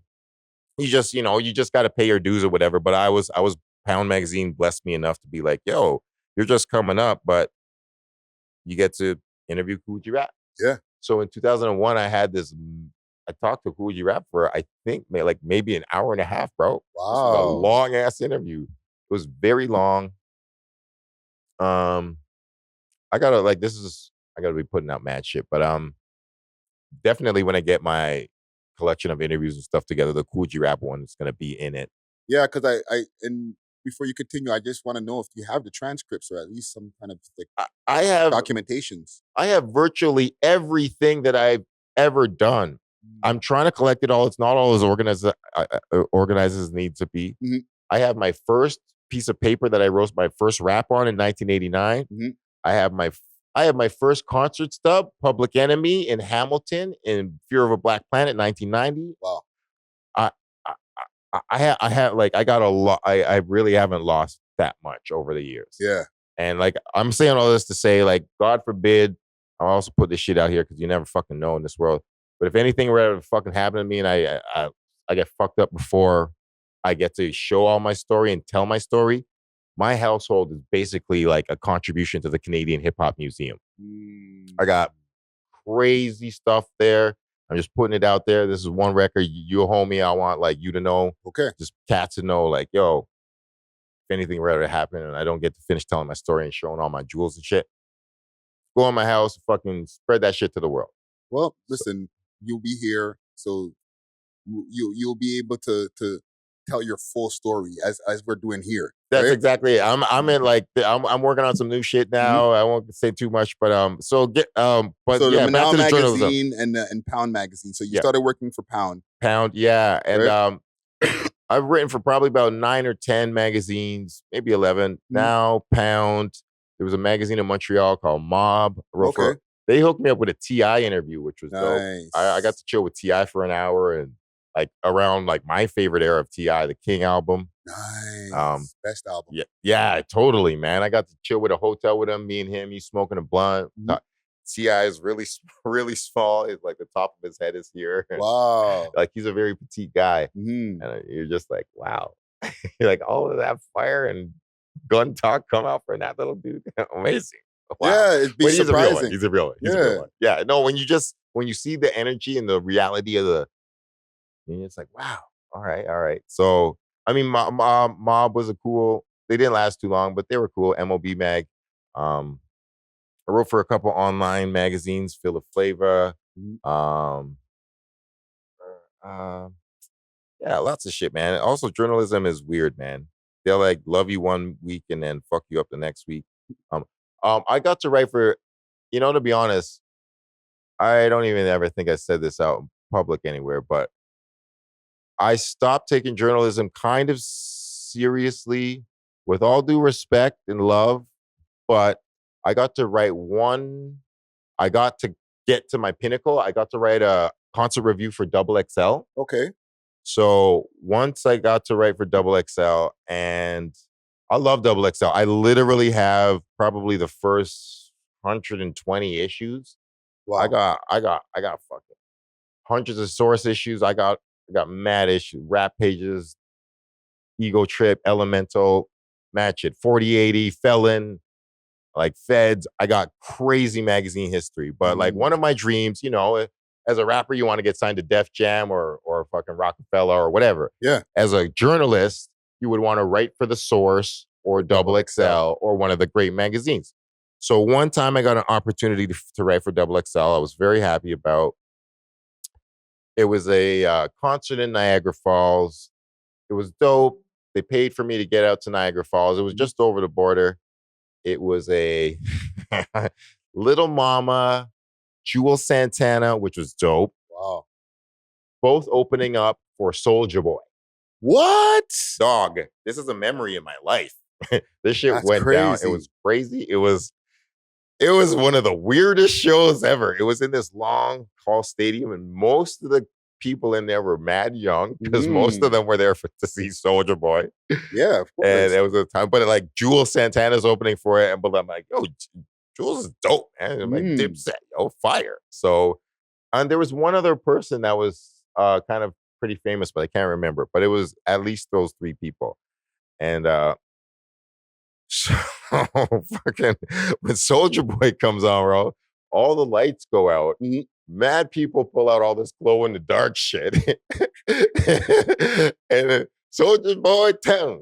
Mad dances and colors and everybody, mad kids is loud and crazy. I'm like, what the fuck is this? This shit was crazy. I'm like, this is wild. I'm like, this is nuts. This shit was wild. Soulja Boy is a motherfucking ringleader. He's a fucking Pied Piper. I'm like, this is dangerous.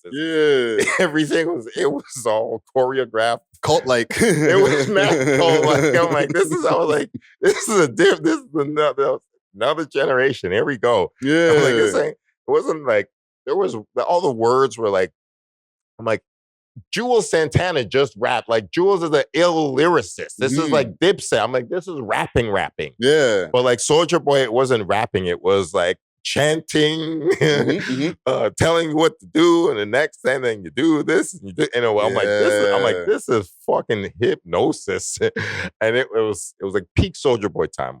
So I was like, wow.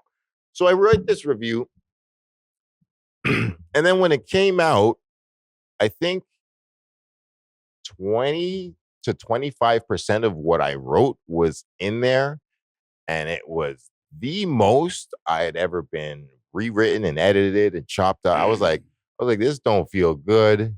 These aren't my words. These aren't my thoughts. This wasn't my experience. I'm mad disappointed that like Double X, like it was.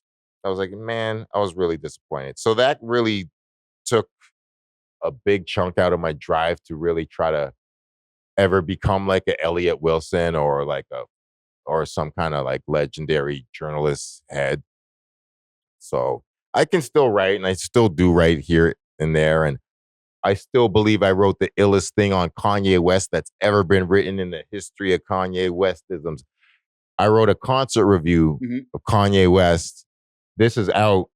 If people go check this, I want motherfuckers to know, and I want one day Kanye to fucking see this, especially now. Okay. But I wrote a Kanye West concert review of the Yeezus concert when he had the Mountain and the Red Demon Eyes. It was one of the most epic. I've seen the Glow in the Dark tour. I saw Kanye open for Usher when DJ A-Track was there. I've seen Kanye at Warehouse. I seen mad Kanye concerts. Yeah. And even though he fucking is driving me nuts right now, and yo, you're tripping with what you're doing to Kim, bro, chill the fuck out on your Instagram. That being said, talking about Kanye music and Kanye concerts only. Yeah. I wrote a biblical structured concert review, and it's online. You can Google that shit, and it's like written like Bible verse. And I wrote the whole history of every Kanye concert I've seen, and it ends with, it's just like written like chapter 1 verse and like Bible structure. Right. So like I was doing, like I can do ill journalism shit. I have a Ghostface interview I did once that's all rhyming, like it's a rhyming interview. Wow. I've interviewed, I have various things. So like, journalism's here and there, but like we got to do podcasts. I know I got to do a fucking podcast one day, but I just want to find a little team of investors or whatever, because we're like I'm saying, like Now Magazine is gone. iMagazine is gone. I used to write for The Grid. Is it called The Grid? Yeah, no, that little magazine that the National Post put out for a minute. Oh man, there's so many fucking things, but they're all gone now. That's the basic point. Yeah, the No, no internet more took print over. media. Yeah. Exactly, and we all got to get on the internet. Yeah, social media. Anyways, man, you asking some good questions and you tapping into some deep shit, but let's go into some other shit. Well, listen, man, like it actually takes me into some of the first times that you might have seen Drake in the scene, because First times I might have seen what? Drake in the scene, because Drake has he's our main export out of Toronto, out of Canada. Okay, when it comes to this hip hop scene, when it comes to the music scene, period. So beautiful to see, right? But both of us have seen him like in his beginnings when he was first dropping songs like For My City and stuff like that, when he was on Project Bounce and times like that. So I'm sure, like, especially like to bring it full circle, I bucked you at the All Canadian North Star show that was going on at his club, History. Right? Yes. So he's the biggest rapper in the world. Yes. He owns his own club as well as multiple pieces of real estate in the city. Like, he's the guy, right? But you probably have seen him in the beginning. Yes. First Drake recollection first. Let's go there. Yes. Shout out to my brother Aubrey, man. Yeah. Yo, like I have a variety of them. And there's a few I'm gonna say here that it's never been spoken, but one I found the first time that I've written about Drake, which was when he opened up for Mos Def at the Phoenix. And I found the interview. I have it. And I was like writing about it and what happened. I was like, yeah, man. And I was a fan of him then. I've always been. And let me put this out there real quick. Any rapper that I fucking love, I love your music. I'm front row. I love your shit. Nobody's perfect. And nobody agrees with everything that every rapper does. Whether it's Drake, Nas, Cardinal, Jay-Z, Razzcast, whatever, whoever, Pharoah Monch, Andre 3000, whatever. I love all these guys, but it's like once in a while, Chuck D, KRS-One, so many people that I love and grew up off. It's just like once in a while they'll say something or do something like, oh, I love you, I love your music. Kanye West obviously is the world's most blatant, glaring, bleeding, pussing, fucking up example that was like, we love you, the whole, the term of the old Kanye. Like, I'm not even talking about my Kanye interview. We haven't got there yet, but like, shout out to Pound Magazine for that one. But like, that being said, like I love Drake, and like I have grown and watched him from now to whatever. I mean, and all the way back the last 10 years. But like, yeah, man, there's once in a while where like, I don't like this song here and there, but I fucking love so much of his shit and so much of his moves. And one of the very first times I actually ever saw him was a couple blocks away from here, dog. I have a memory of when I was recording a Rich Kid song. Shout out to Rich Kid. I was recording a song called Fail. Okay. And I had taken a break and I'm walking on Queen Street right at the McDonald's, and I see Drake walking by in jogging pants and a jersey. And we were like, hey, I was like, hey, what up, what up? I give him the daps, we shake hands or whatever. And like, it was the point where you could see Drake walking down the street in jogging pants. Yeah. Looking chill, but it was like it was spring day and whatever. And I'm like, I have that memory. That's one of the very first ones. And I think that was 2010. Early. One of the ill moments, this was so dope. One of the time I was going to New York here and there. I was in New York one time. Shout out to Eternia. I was in New York. Salute. I was in New York one time, and I was with Eternia and one of her friends, and we were talking to a dude that worked at Rockefeller. Rockefeller engineer. I'm talking to a dude at Rockefeller. I gone to New York maybe 7 times in my life. One of the early times is, seeing the Maestro era, and, like Maestro went to Brooklyn and things didn't work out. Shout out to Showbiz, just planting the seeds, First time Cardinal gets played on BET, loving it. Like, just like trying to fucking be like, when the fuck are these Americans gonna love us, man? When the fuck are they gonna respect us? Always like just looking for that moment. One of the greatest moments is when happened through Drake. I'm in New York, chilling with one of Eternia's friends, was this Rockefeller engineer. Can't even remember his name, but he was like, yo, dog, you hear that new shit, yo? He's like, yo, that dude from Toronto, Drake. That shit is, and I'm in New York, and I'm like, this never happened. I'm like, yo, this never happened. I was like, yo, this is literally one of the first times I'm in New York and they're respecting a Canadian. And I was like, yeah. Best I ever had. Yo, it was, early around those days, comeback season. And I was like, and I was like, fuck, this is, and in my brain, I was like trying to chill, but I was like, fuck, this is so dope. And I was like, yo, word up. Yo, word up, Drake. Keep killing these motherfuckers. Yeah. So that was another early thing that happened. No, it's good because like them times I was starting to get the same reception where I'm getting calls from the States. You know, I've told this story a few times where my homie from Miami hollered at me and he's like, yo, your boy Drake, he's killing it out here. And I was like, wow. Yeah, you're this is actually happening. Yeah, totally. Yeah. And which is what I'm saying. Yo, it's, it's gone through so many levels and whatever. Everyone's got their own Drake albums and songs they like favorite, whatever. One of my favorite eras is definitely the Nothing Was the Same era. I fucking love Worst Behavior. That's one of my I love that shit, you know. So like 5 a.m. in Toronto, that's super fire shit. But also, I love that fucking verse that he did on Churchill Downs. That shit is fire, and I want to hear all that shit.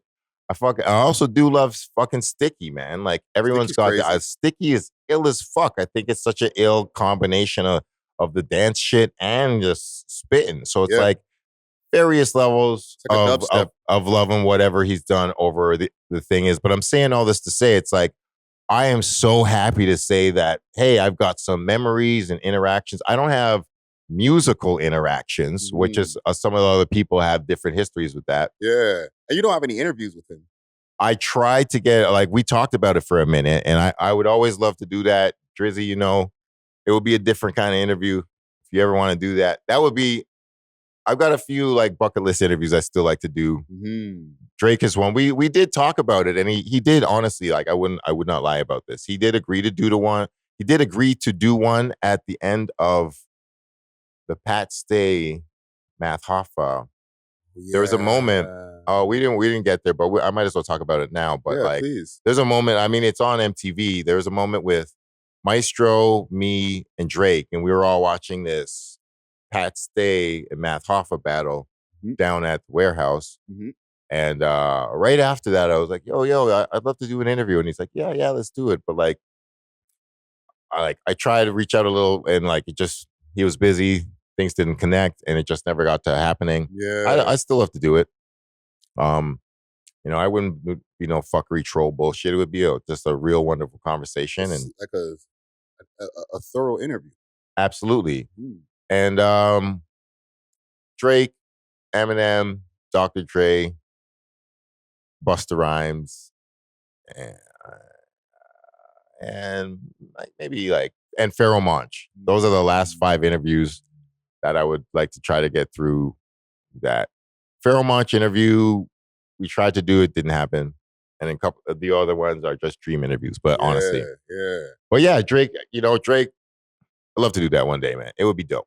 And even like just the interaction that you've had, like you mentioned the first one with him, how you guys bumped into each other just on the road and he was like, yo, what up? Like he already knew who you were back then. You knew who he was. And then like fucking years later, you're there at the front row. I'm watching on Instagram in his Instagram stories. Yeah. Him videotaping you.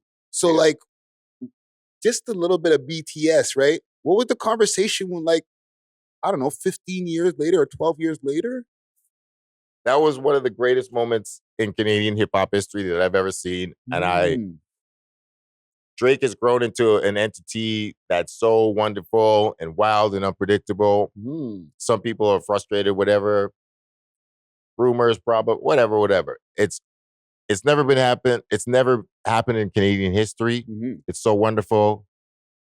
And it's so beautiful to see because on one level, it's like, yeah, it's the tip of the iceberg because Canada has so many fucking wonderful musicians, writers, dancers, graph artists, fucking so many legends, whatever. There's so many, and it's like, y'all were always sleeping on our hip hop and it's been dope.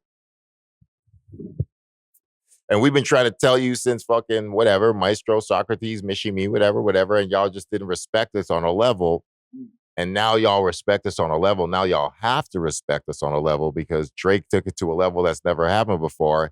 And I love to see it because now I listen and I'm like, I go to the States and I'm like, 85% of American hip hop is deeply influenced by Drake, rap, and OVO 40 production. I'm like, we are now the fucking formula of most of the industry down there. It's amazing.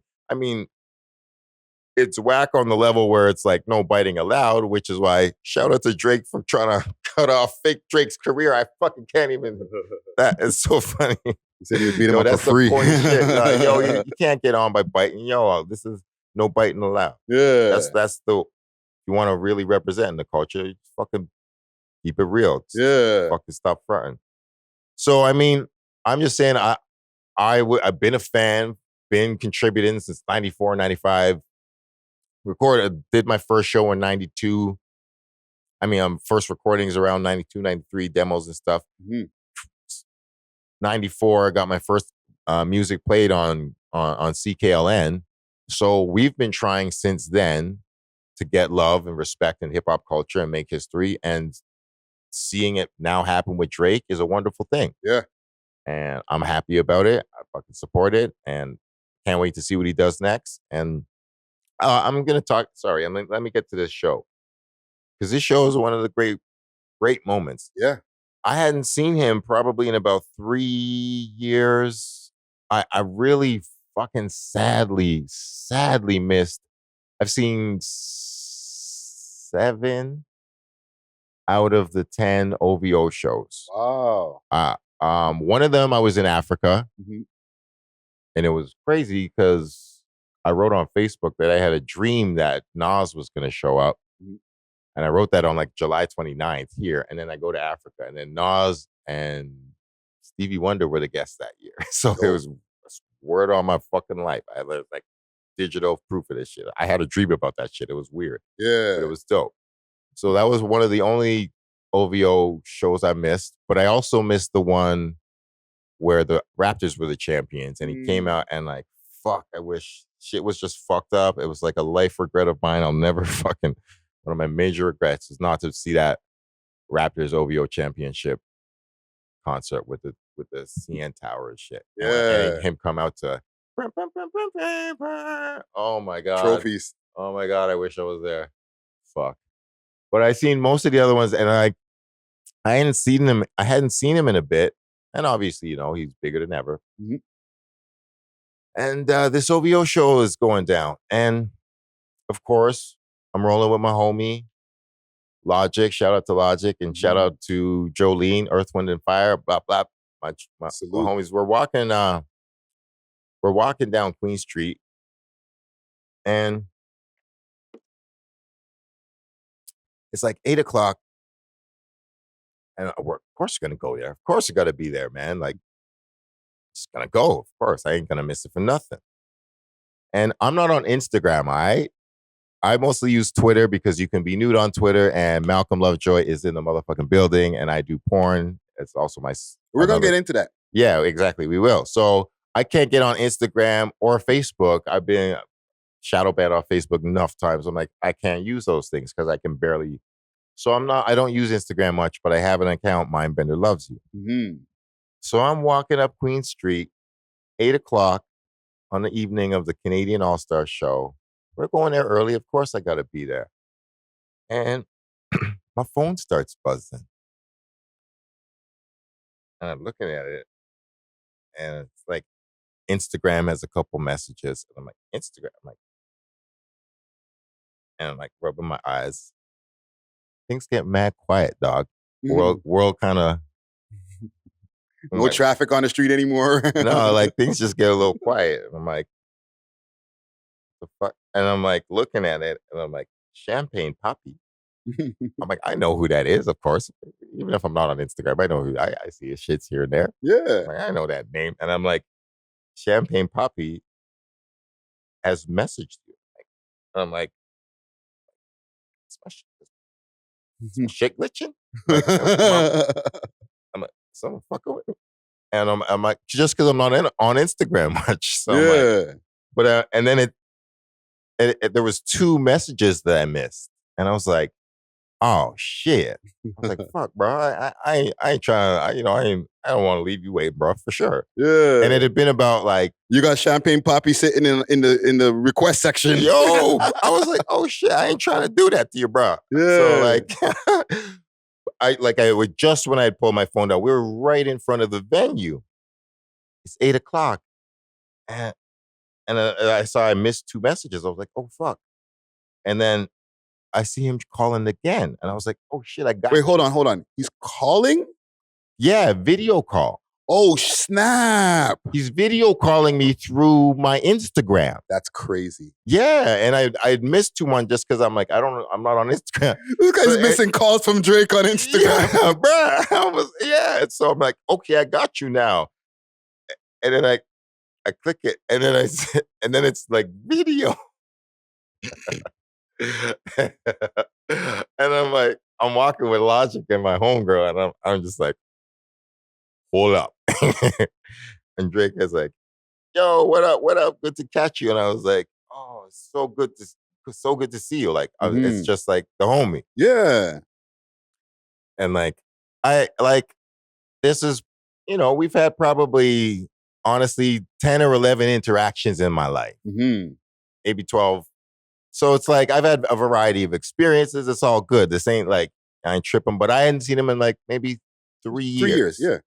I'm like, oh, good to see you again. He's like, yo. He's like, I've been trying to get at you all day. I was like, oh, that's good to hear. I'm like, that's love. And he's like, yo, tell me you're going to be there tonight. He's like, I got to have you there tonight. Tell me you're showing up. That's crazy. And I'm like, of course I'm showing up. And I just go like this. And like, we're standing on the sidewalk. And I just turn it. I'm like, yo, we're here right now, dog. I'm like, right now, it's 8:00. I'm like, I ain't missing this for nothing. Honestly, the people gave me, I got a couple nicknames, but the people gave me the nickname Mr. Front Row. And like, that's one of the nicknames. I'm like, yeah, I'll take that because that's how it goes down. I'm like, yeah. And part of that is sometimes getting there first and leaving there last. Yeah. That happens at enough shows. I'm just there because I love it. So, little known fact, Michael Jackson also saw enough shows from the front row. So, yeah. So Drake is just like, yo, you got to be there. I'm like, bro, I'm here. Of course. I ain't missing this for nothing. This is great. Yeah. So he's like, all right. Yo, I got to have you in here, man. Like, I got you. Are you with some people? I'm like, yeah, I'm just with 2 people here. He's like, okay, I got you. Let me just hook you up with some wristbands. I'm like, yo, that's love. Word, I got you. Thank you. It's right there. We just walk right in. And it's like, dude comes out. Yeah. Are you so? There's 3 wristbands. History, gold, VIP. Come on in.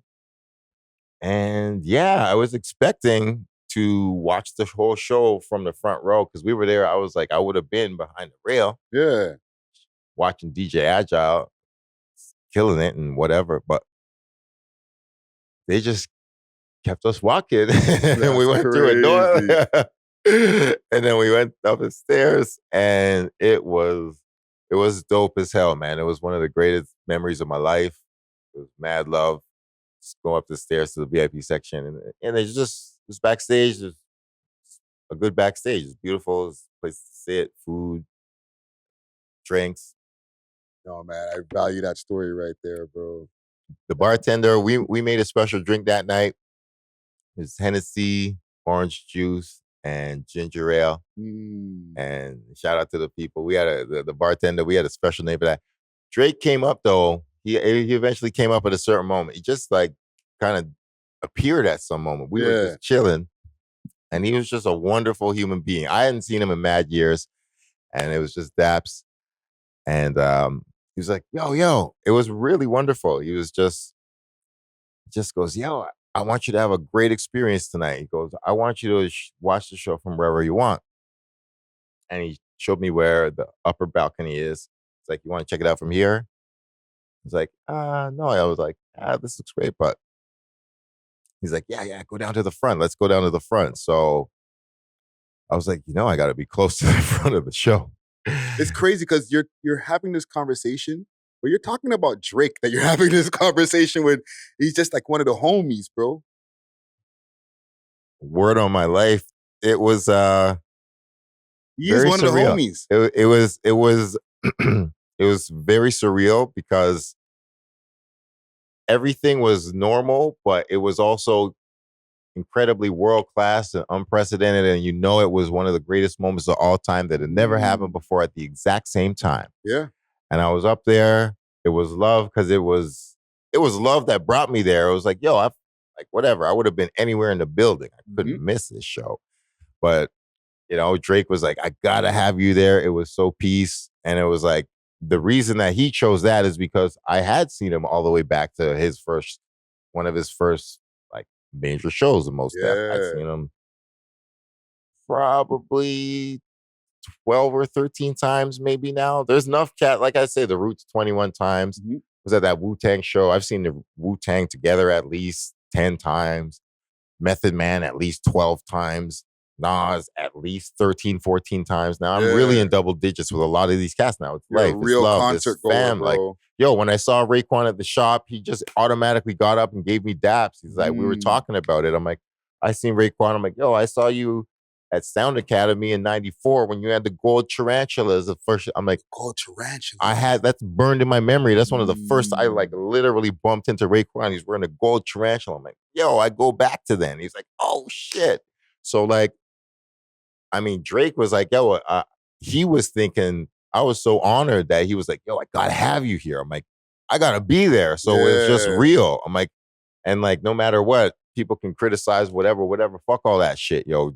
Drake was a real Canadian hip hop lover that night, just like the rest of us. And I love that concert so much because he paid respect to 4 of my favorite. It's like, there are so many people that are just greats and legends that I love in the city, underrated, underappreciated musicians. The 4 that he had on that show that I was like, I love this show was Michie Me, Maestro Fresh West, Cardinal Official, and Socrates. Yeah. Those 4 were there. It was fantastic. Chocolare was there. Yo, Glenn Lewis was there. Yeah. Oh my God, it was so beautiful. No, man, and it's this Frank and Dank. I have, oh my God, yo, Dankery Harv. That's my brother. Salute to Dank. That's the homie, man.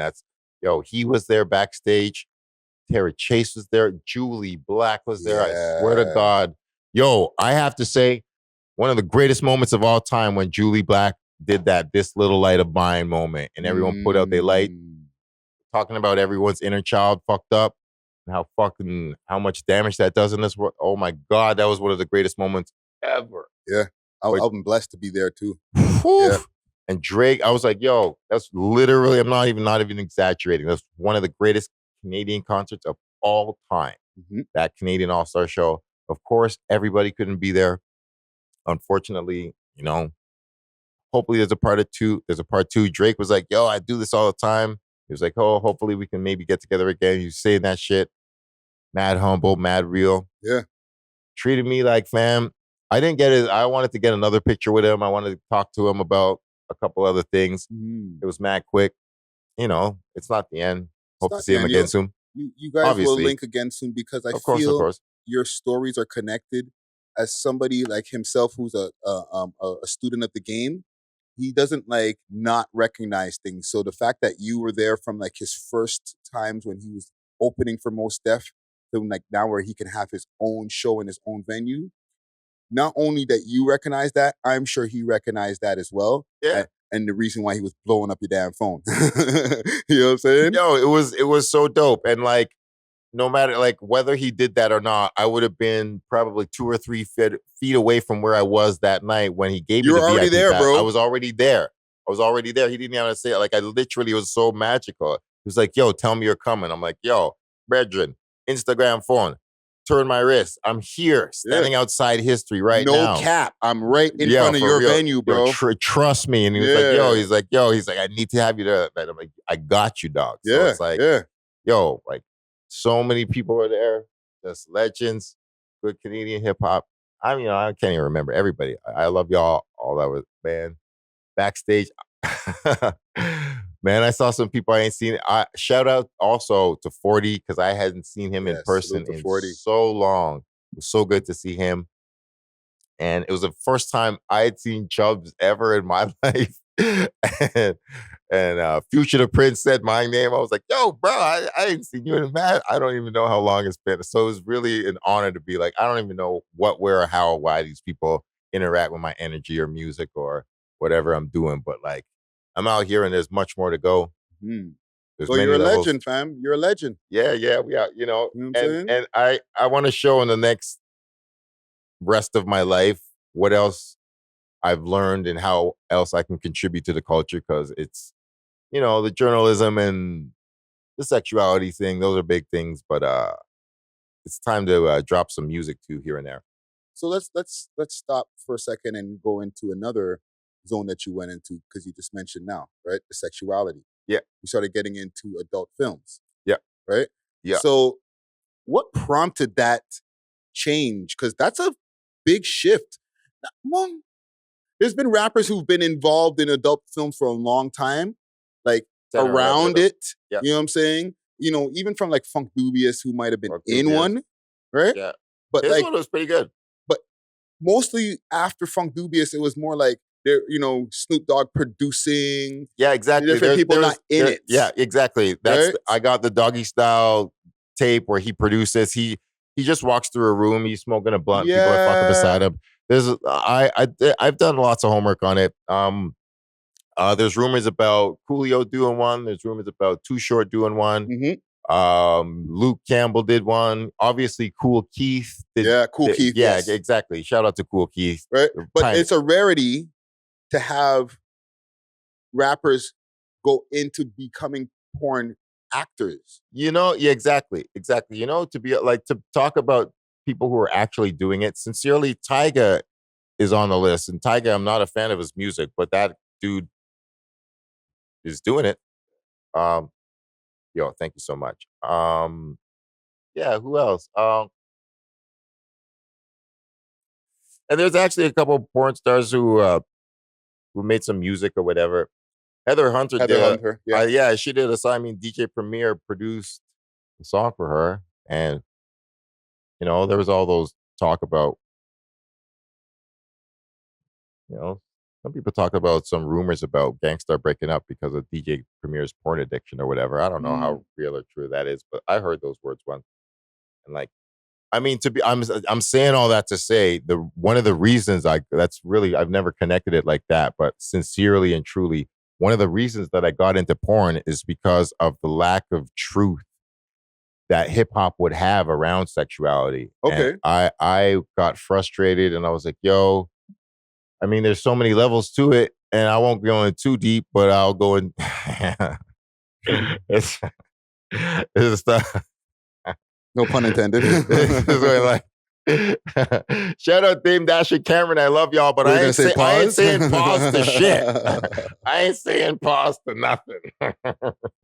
But every fucking porn, like every goddamn sentence is a double entendre, triple entendre. But I got into porn right at the age. I'm 10 years deep. No pun intended. Pun intended too. Man, no pun intended. But no, I'm sincerely celebrating 10 years in it. I started right before I turned 36. I started at 35, and I did it because for 10, 15 years, I got sick of hip hop lying about what sex they were having, hiding other things, sexual things that we're having. fucking the gay rapper fucking skit era and the whole reality that it wasn't one gay rapper, but it was many gay rappers, and there was a bunch of lesbian rappers, and there's I've seen Mickey Blanco perform. There's like trans rappers. There's so many levels of that. There's just things that hip hop in the mainstream wasn't talking about. Yeah. I'm like, yo, Puff Daddy is all what come out. Like, I've met Queen Latifah. With Queen Latifah, I had a wonderful experience with Queen Latifah on the set of Hairspray, and it was fantastic. She came over and gave me a hug. Yeah. And I was like, yo, I think, we just connected. She just real recognized real. And just like, there's so many things in hip hop that was frustrating me. I'm like, I came out of the era where it was like, yo, Ja Rule has, thong song video is fucking fire. But like, Ja Rule is married with children. Like, Ja Rule isn't fucking all the girls. We're talking about Cisco.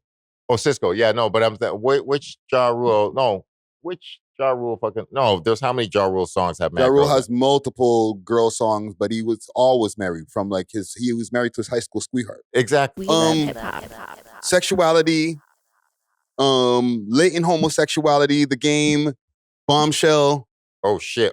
Yeah. Well, I mean, this ain't a bombshell to some people, but it is to some other. But I mean, it's one of the I think honestly, it's hip hop's last open hidden secret. Okay. I mean, hip hop people have rhymed about everything, and people have rhymed about this, but not really on the mainstream central level. Even though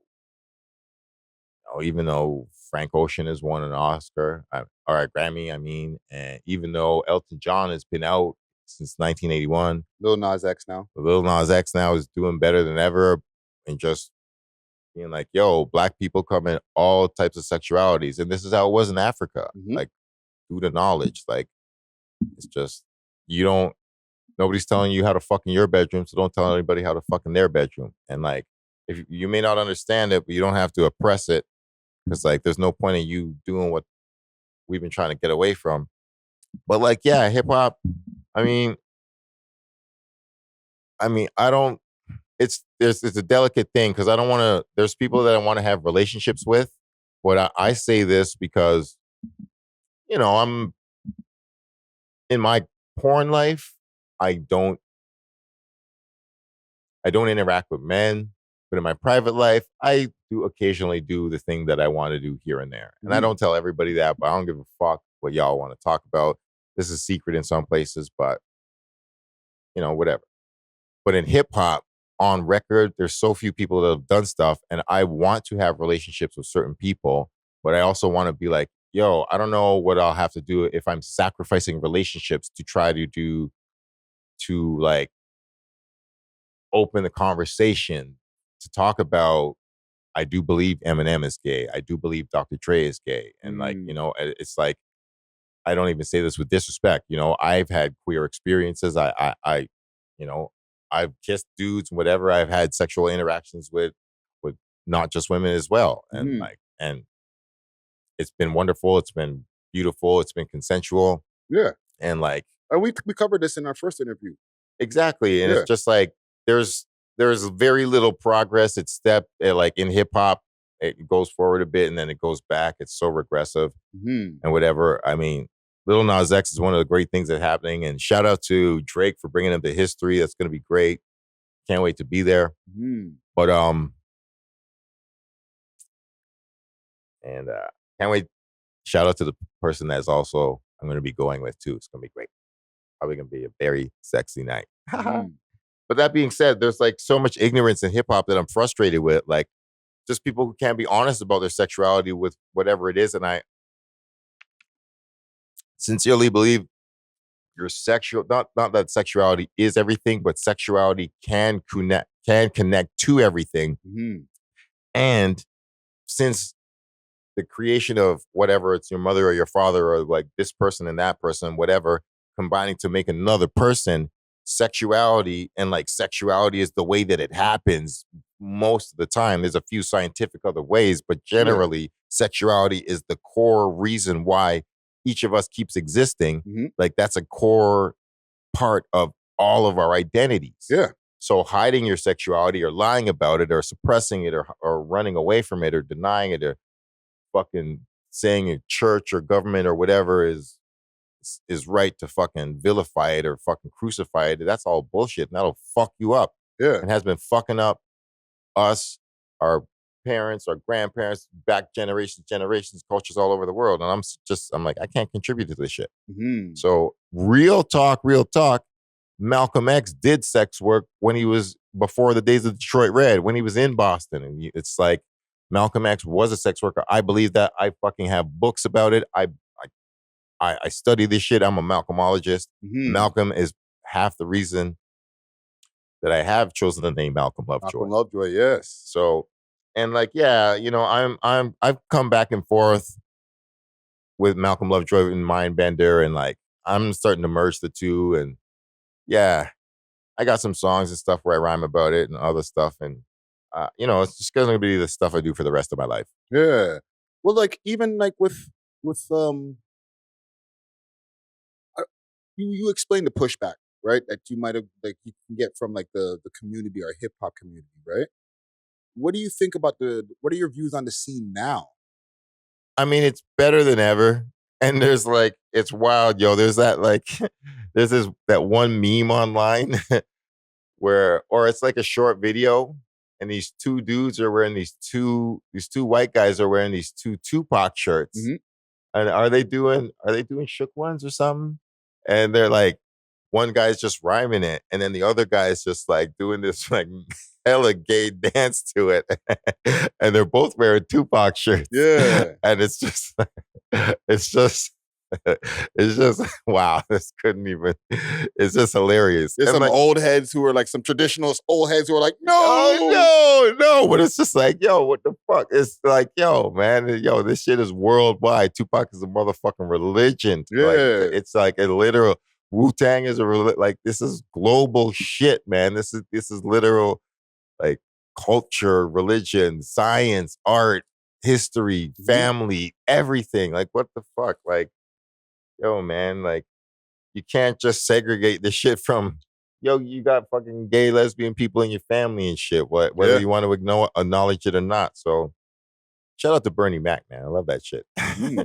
And shout out to Kendrick Lamar also with his song that he dropped on his newest album there, the Big Steppers album. I forgot exactly the name there. And he was like, my auntie is a man now, right? Where he talked about his aunt's transition from a woman to a man, right? I've never fronted in my life. I'm just, this is going out there. Just let's go. Motherfuckers got a problem. I honestly, to this point, have only heard 4 or 5 out of the songs on the Kendrick Lamar album. I couldn't get through it. I'm having a lot of difficulty getting through it. It's like it's difficult. I did hear We Cry Together, and I'm really not happy with it at all, especially doing sex work at all. It's a very problematic song, and it's like, it's fucked up. There's no solutions. It's I only listened to it once. I mean, I don't know if I could do it again. I heard the videos out. I don't even know if I'll ever watch it. I might, just to see like what he brings or what kind of damage he does.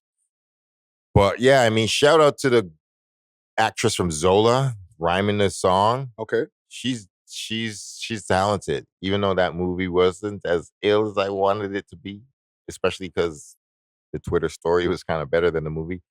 But like, I'm just saying that to say, like, I'm not ignorant to what Kendrick Lamar did, but like, I'm definitely a fan of To Pimp a Butterfly way more than that new album. I wasn't feeling it. So I'm just saying. Mr. Morale and the Big Steppers, I remember now. Yeah. And like, I know of, I read that he did that verse, but I never heard that song yet.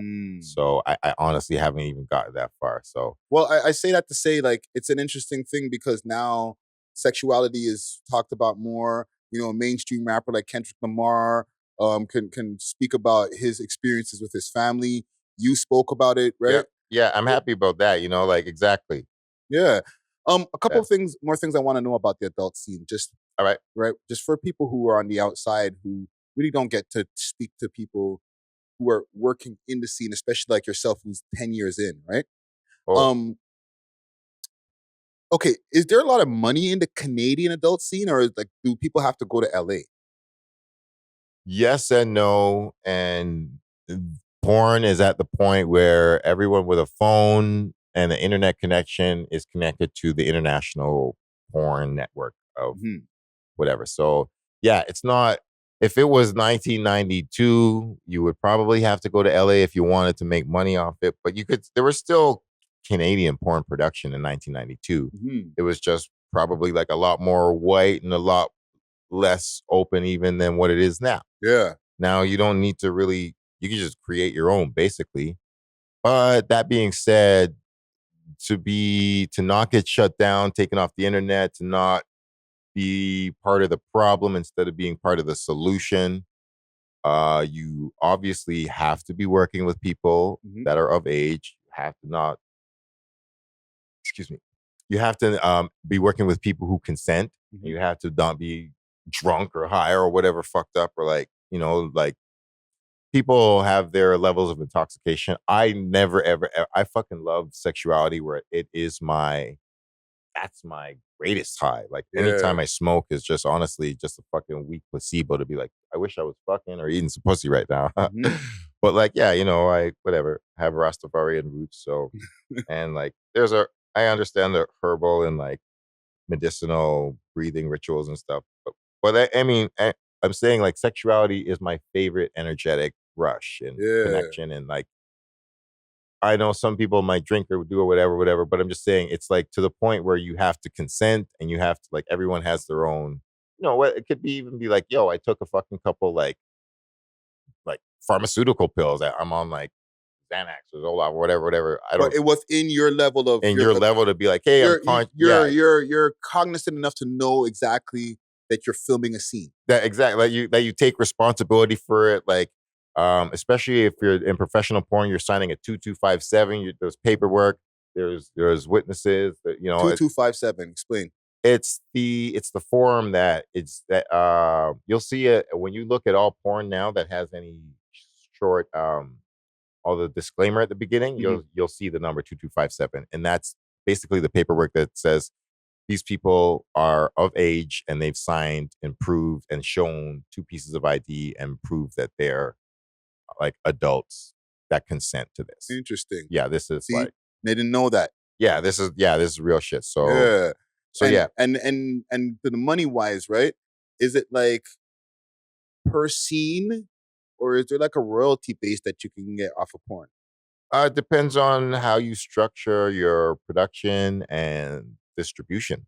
There's a variety of options, especially nowadays. But back then, you'd probably get more paid up front per scene, and you probably didn't have the option to own like somebody would just pay you, like, all right, 5. I mean, in the 90s, whatever, it would be different numbers, but whatever, it'd be $600 to $800 an hour for the dude, and then maybe $1,000 to $1,200 for the woman in general.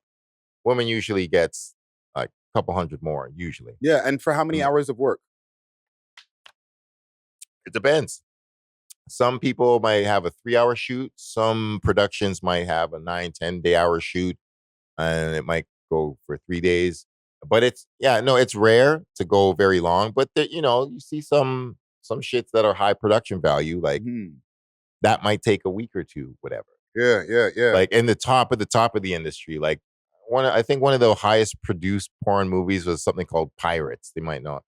Like it's something back in the day. It's on a pirate ship.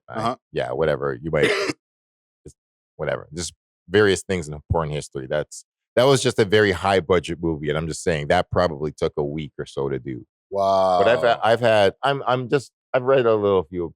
I think that would probably take about a week. Like it's just there's a set, whatever. So in a week, that means just to keep continuity of scene to scene and stuff like that. Like people have to like regroup in different places and then start fucking again. Oh yeah. It's very mechanical. It's not as illustrious as people might see on the other side when you're watching it. You know what I'm saying? And people just might be thinking that, okay, yeah, everybody's just fucking and having a good time, and I'm sure that's happening. But then I'm sure there's a lot of like retakes. Can we do that again? Okay, don't come yet. Like all of that type of stuff. I'm sure it's happening behind the scenes, right? There's anything and everything is happening behind the scenes. That is happening sometimes.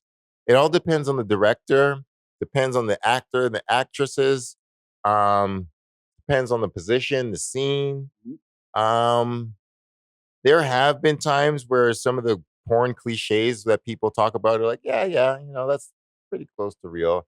And then there's some shits where I'm like, the world don't know. Y'all muggles, y'all civvies don't know a motherfucking thing about the level. Y'all talk about this shit. You make your fucking dead hooker jokes and you talk your shit and you disrespect and then y'all fucking your government, your politicians, and you and your family or fucking your children and all these motherfuckers are using pornography, fucking learning from it, loving it, fucking spending their money on it, hiding it, all these levels and shit. So, I mean, on some, like, in California, that is where it was definitely be more controlled and closer to a version of Hollywood with more takes and stop and whatever. Yeah. But the more independent you go, the more it could just be you're just fucking gonzo. And you're filming it. Yeah. POV, whatever. I shoot for a wonderful company called Make Love Not Porn. Okay. Based out of New York. I get good money from them. I'm not going to say numbers, but I'm just going to say they're blessed. I have a consistent relationship with them and they've been paying me for many years at the same time every month. There's 3 digits and to the checks that just float in and they don't want cuts and edits and light and makeup or whatever. They're like, set up your phone and have sincere, authentic, beautiful relationship style, natural sex. The person that the way you do it, how you do it. Yeah. Don't, whatever. You don't have to do it California style, whatever. It's for that niche. It's for the amateur niche. I mean, like, would they put it in that category? Porn, yeah, kind of. Yeah, you could. Even though it's not amateur. Yeah, you could. Amateur, independent. Yeah. Because I don't know if they have a category for that. You know what I'm saying? Yeah, they do. There's a million categories for everything. But I mean, porn is bigger than Hollywood, so like, it's a multi-billion-dollar industry. It's massive, and people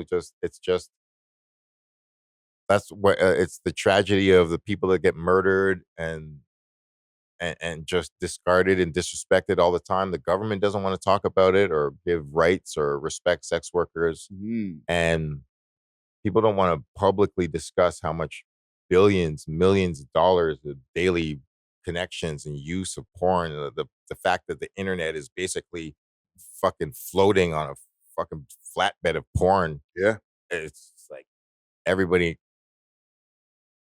But anyways, like, I don't want to get too deep in it because, but like, the thing is, there's always more work to do. There's always a step forward. There's some money with some places. Sometimes you just do it. It's just, there's so many parallels to independent hip hop. It's crazy. Like whether like except there's not as many labels as there are production companies. Right. But like the person itself is kind of, you can become your own label because OnlyFans just popped up in the last few years. But if you're an escort, you might have used Backstage or whatever. You just have your platform where you market and distribute yourself. And then you have your market that you work for, whether you fuck, webcam, stripper, whatever, escort, foot fetish, big dick, interracial, cuckold, whatever, BDSM, rope, whatever. There's so many levels. It's infinite. It changes every year. It changes every summer.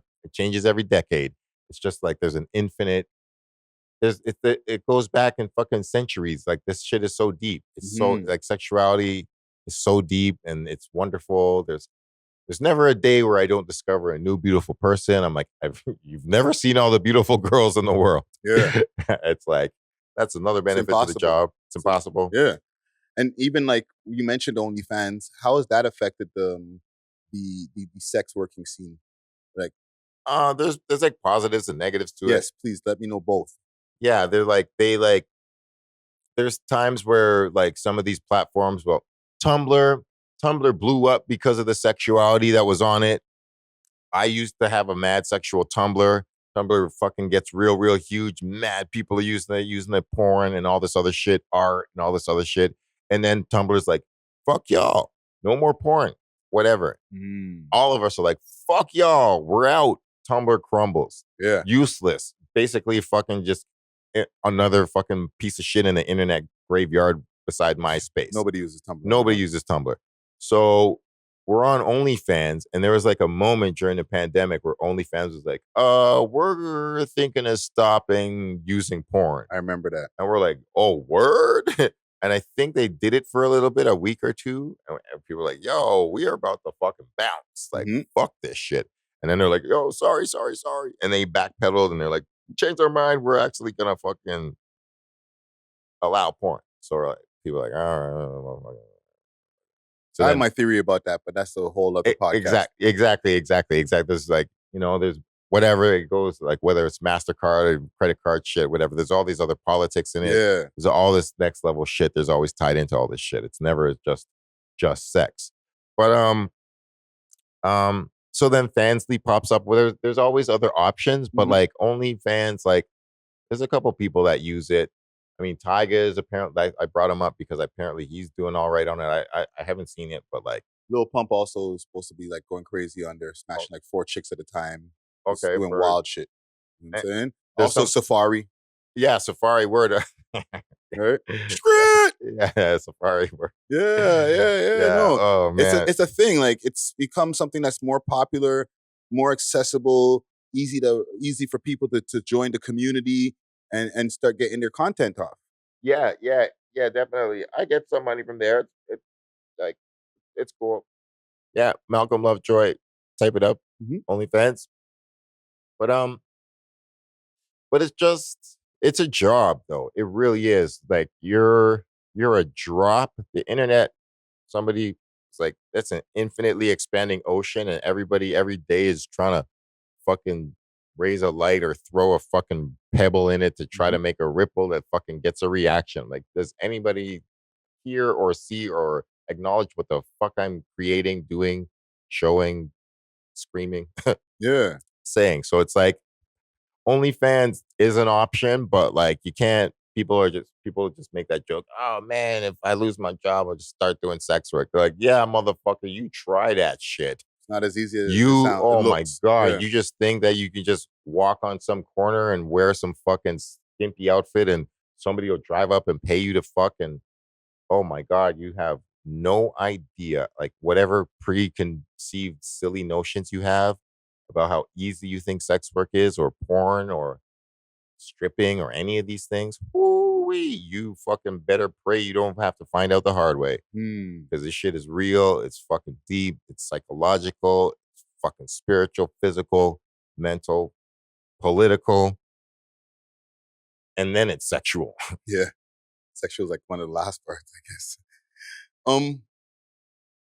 Just to wrap everything up in a nice tight bow, because I feel like we've covered a lot of ground. Yeah, this is a pretty good one. We got some amazing, never before told stories in this piece, in this episode here, right? We got to find out the real MindBender story. You know what I'm saying, from beginning to where you are now, right?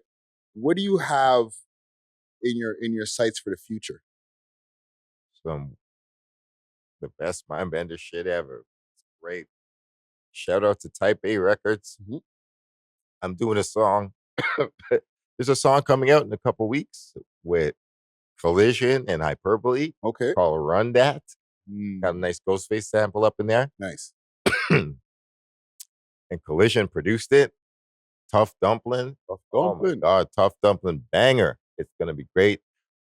I'm working on it. I can't say much about the project, but I am working on the new MindBender album. Nice. And it is going to be the greatest thing I've ever told.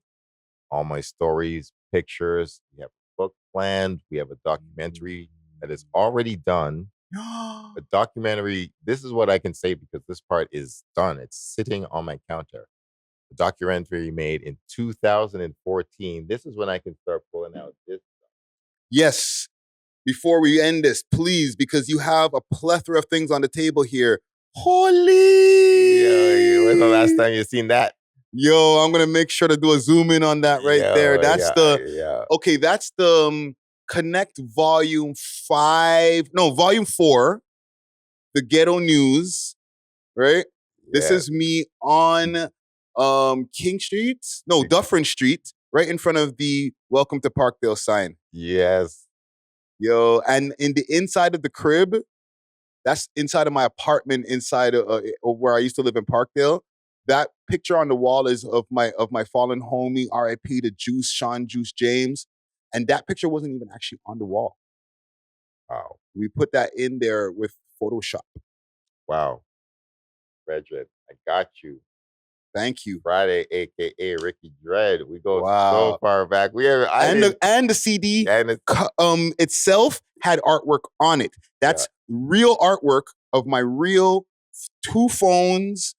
There was my watch in there, and I think I had my jewelry in that picture. And we took a picture of that and made that the cover of the CD itself. Yes. That's how intricate we got with this artwork shit, dog. Yo, this was so real, yo. Thank you. Yo, so thank you for bringing that out and showing the people, fam. I really was serious about this shit. I got so many things. I got this one. Wow, SARS. I couldn't find them all, but yo, I got a couple of the SARS. Sick artists running shit. I don't know. I don't like Memo and Friday. Right into the mic. Memo and Friday. This ain't you. Let me see. Is this you? I don't know. I doubt this is you. Or did somebody try to?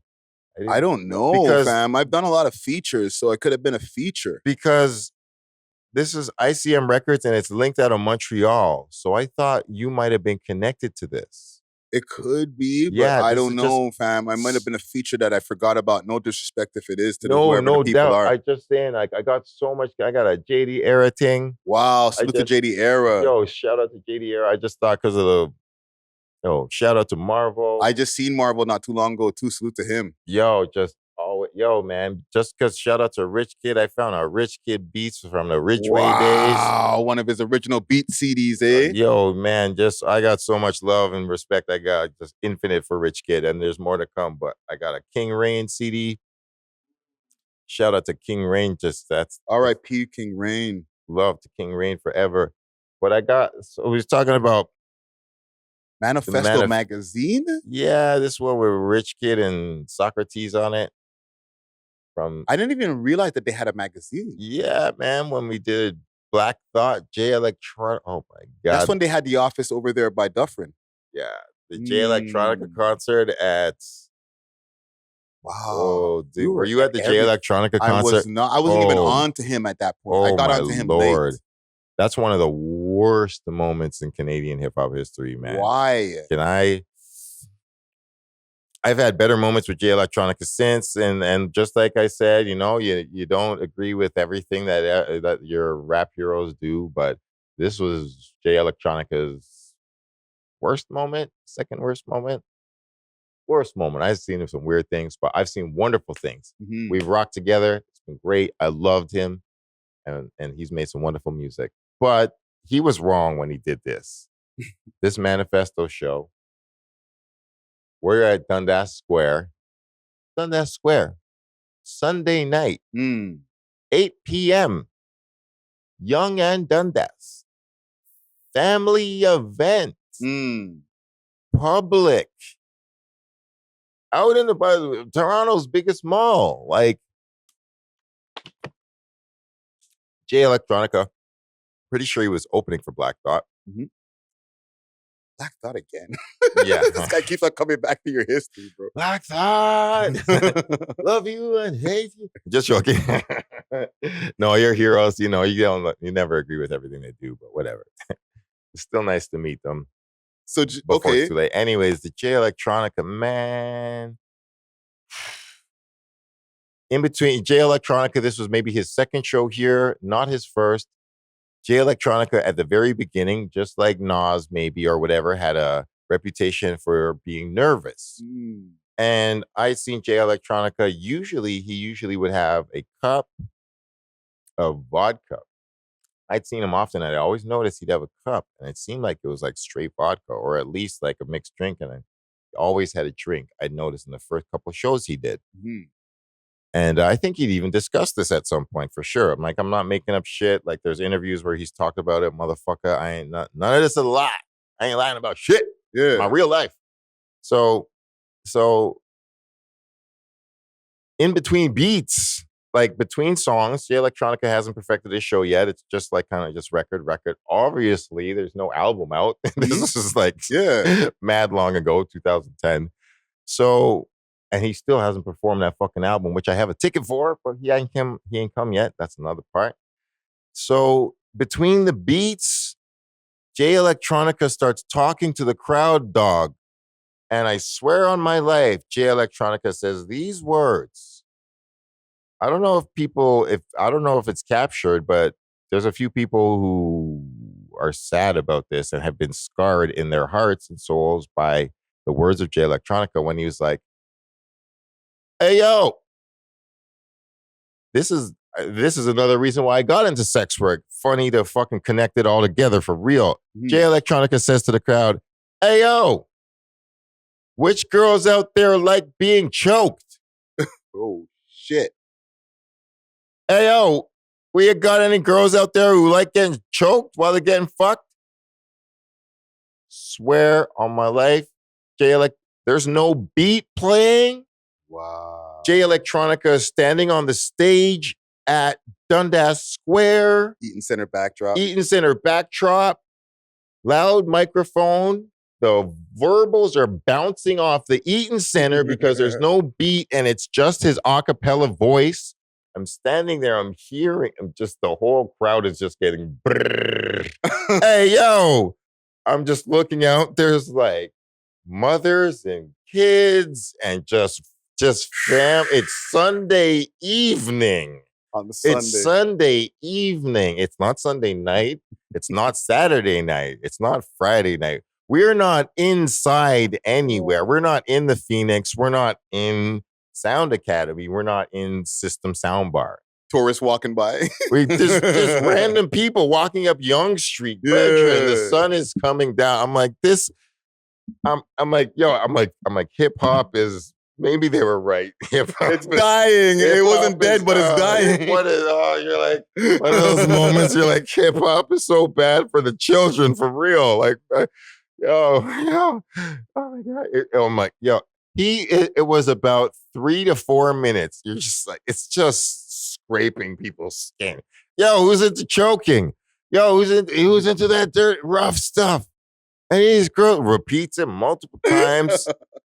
Everyone's just awkward. I'm dead. No one knows what to do. It was just horrible. And then it was maybe about 5 minutes. One of the most excruciating moments. Like, fuck, bro. Ladies and gentlemen, Electronica. Electronica was so awkward and horrible. It was so bad. Oh man. I don't know if there's audio of that but I know there's like, I'm not the only one that was there. There was fucking comment gang. Whoever is watching this, if y'all have that audio, please send on. Oh man, okay, DM me, DM MindBender, DM me because I'll catch the DM quicker than MindBender. I don't know. Yeah, there's have to be other people that physically experience that, and like he was talking about that. He wasn't talking about much else, but it was bad and painful and embarrassing and unnecessary. Oh man! But I've also had some great experiences with him at the Phoenix, actually with Rich Kid, and actually at Danforth Music Hall. I was wearing a big fur jacket. Electronica. I came on stage. He was rhyming. I was rhyming with him, and he's like, "Yo, this guy looks like Juicy J." I was like, "What?" So it's been up and down. And after we got to talk for a minute. Don't choke me, bro. Don't choke me, bro. Don't choke me, bro. Consent, dog. You got consent. And time and place, dog. Time and place, man. Fucking sex is, man. Friday night in the club, not on Sunday night. Sunday in the street. Friday night in a club. If you're in the Phoenix, fuck, go try. But yo, listen, fam. I really appreciate this time that you've given us here. Yo, man, I think we might have locked in. This might be this might be a 2-hour interview that we locked in. Word. You know what I'm saying? Well, and I'm proud to do that because with me, I'm a big fan of long form content. I know there's people in their office right now who are like, wow, these are stories I've never heard before. And they feel enriched, as well as me myself, from being able to have this experience to share these stories with you, as well as your history, fam. Thank you for giving me the space and trust to share it and listening and respecting what I do and what I'm going to continue to do. And just to really end it off, one of the things, like I was just getting into it, that 2014 documentary, why I started pulling out the discs is because it's based on, shout out to DJ Joe G. And he did it. He's the producer, and it's based on half me and half Eternia. Okay. And it captures us right when In Divine Style was happening. And I was also an MC and a journalist and doing the open mic. And I was working, trying to get on Much Music, which it never happened. And I put together a massive petition, 150-word petition and interviews and whatever. I had an interview with John Legend on there first year. Wow. I had an interview. I have interviews that I don't have copies of. And I just discovered this when I started digging up my CD. I have an interview that I had no physical copy of, but it has my interview also with Little John and an interview with T-Pain. Wow. That both happened up in the Royal York. I interviewed them up in the penthouse suites of the Royal York in some spot. I don't have a copy of the footage. That's crazy. And it might be with Manifesto, it might be with some other cast, but I'm like, it's time where I need people to start pulling out all these old history things. I got an interview with Manny Fresh that I don't have a copy of. I have an interview with Boots. I have an interview with there's so many ill things that I don't even have. But there's a few of those things on that already finished documentary, and there's a cipher with Empire on it. I'm pretty sure it was up at a radio station, but it's a cipher with Empire, and you might be up in it. I'm probably there. Probably up in it. But like Diddy, all up in the videos. Yeah, all up in the video. Yo, man, if Suge Knight never fucked it up, man, you were definitely the good version of the Motown of Death Row. Man, I was a big fan of Empire, still am. I was like spitting a little atom bomb shit that I fucking love off my man. Atom bomb. Legendary group, legendary times, bro. And just a legendary conversation that we had here, man. Yeah, man. Thank you for this.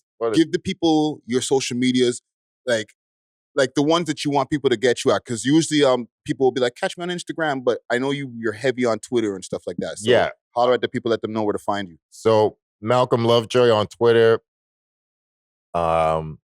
Malcolm Lovejoy. You can just email me to talk about some business and other stuff. Obviously, I do other business. And what's the email?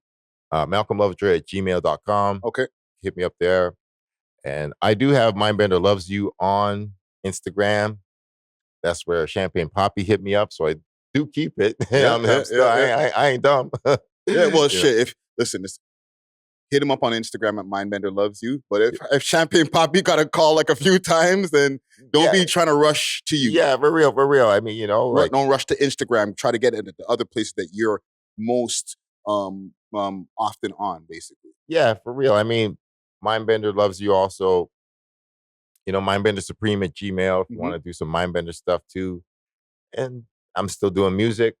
I do sex work. I do massage. I do mentoring for some people. I've been talking to a cat who actually pays me hourly for me to discuss with him consent, to discuss literally anything from the first kiss to how to talk about not to request anal sex for quite some time, or various other things. Like young people are just really looking for sexual guidance and just how to be not a motherfucking abuser or creep or just horrible person, just ruin your whole life. Like some of my heroes in sex work, I met Ron Jeremy, dog. I met Ron Jeremy at the motherfucking Gladstone Hotel. I got a book with Ron Jeremy signed. I talked to Ron Jeremy about the porn shit.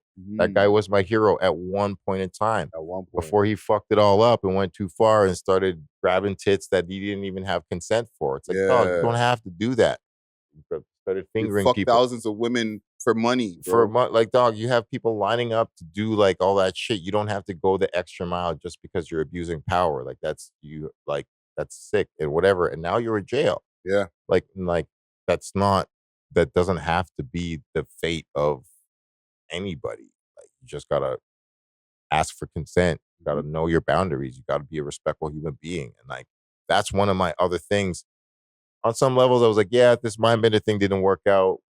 You know, I'm still an LMC. I got tons of shit. I'm like, fuck, I ain't giving up on that shit. And like, I didn't come this far to quit. Right. But like on another level, being a good human and being a good sexual example and being a good gentleman and being a artist that doesn't abuse anybody or is just a good relationship person, whether I'm like, yeah, I make porn or whatever, all those people love it. It's all consensual. I got paperwork. It's paid. It's real. Yep.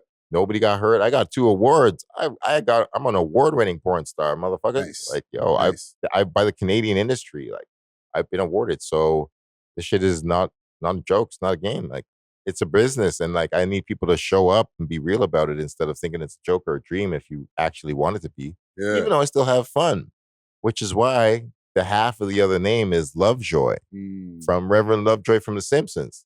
Because I love The Simpsons.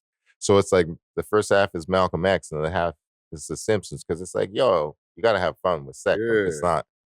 So it's love joy. Yeah, exactly. I just try to bring balance to it. So I'm saying all that to say, like, there was a part of me for a while where I was like, yeah, you know, maybe my rhymes wasn't going to be the way I make it, but sexuality and sex work and porn will be also good too. But I'm just going to combine the two now better and just do both for the rest of forever. And Malcolm Lovejoy, you can just basically Google it. I'm working on a new site, but just you'll find me if you really want to find me. I'm not hard to reach. And yo, I really appreciate this Friday. Thank you, man. It's just too much. Yeah, another day we'll do another one. No, we definitely have to get a part 3 in, bro. Yeah, man. And I appreciate this. I appreciate you bringing the different artifacts from hip hop history and finish all of them. Holy shit, Word Magazine. Oh shit, yo, everything is just connected. There's masterminds on the back. Wow. Shout out to Mastermind who got a picture with Nas and Raekwon. I think I said that. Yeah. I got a picture with Nas, Mastermind. Oh, I got you. I love you, Ray. Look at this fucking classic. ODB was still with us. Oh, but no, he was in jail at this time. Oh, 2000. That's classic right there. Yo, man, another one in the books that we have here. You know what I'm saying? Hip hop historian. I think this somebody that I think that will go down in Toronto history, and not just Toronto history, hip hop history, as someone who has really shown love for the culture in a real way. What's that right there? Kanon on the African Caribbean connection. With Kanon on the cover. Yeah, man. MindBender in the motherfucking building. What's that right there? Oh, Pride with Maestro on the cover. That was like the Jamaican magazine right there. Try to get it, you know, because you never know when these damn anything will disappear, especially in Canadian media. Yeah. I've been listening to you, and I appreciate you. I don't want to interrupt you. No. That's just all I had brought for today. That's the sliver of it. Listen, man, if y'all want to connect with MindBender, please hit him up at all the different places where he mentioned. You know what I'm saying? Get a piece of hip hop history. Talk to the man and know and learn about what's going on in the scene out here. Also, big salute to our sponsors, Astro Pink, as usual, keeping me nice. Check them out on their website, myastropink.com, and hit them up on their Instagram, astro_pink. Like, subscribe, all that good shit. It's your boy, Friday Ricky Dred, a.k.a. Content Master, and I'm off of this. MindBender loves you. Respect to all. Friday.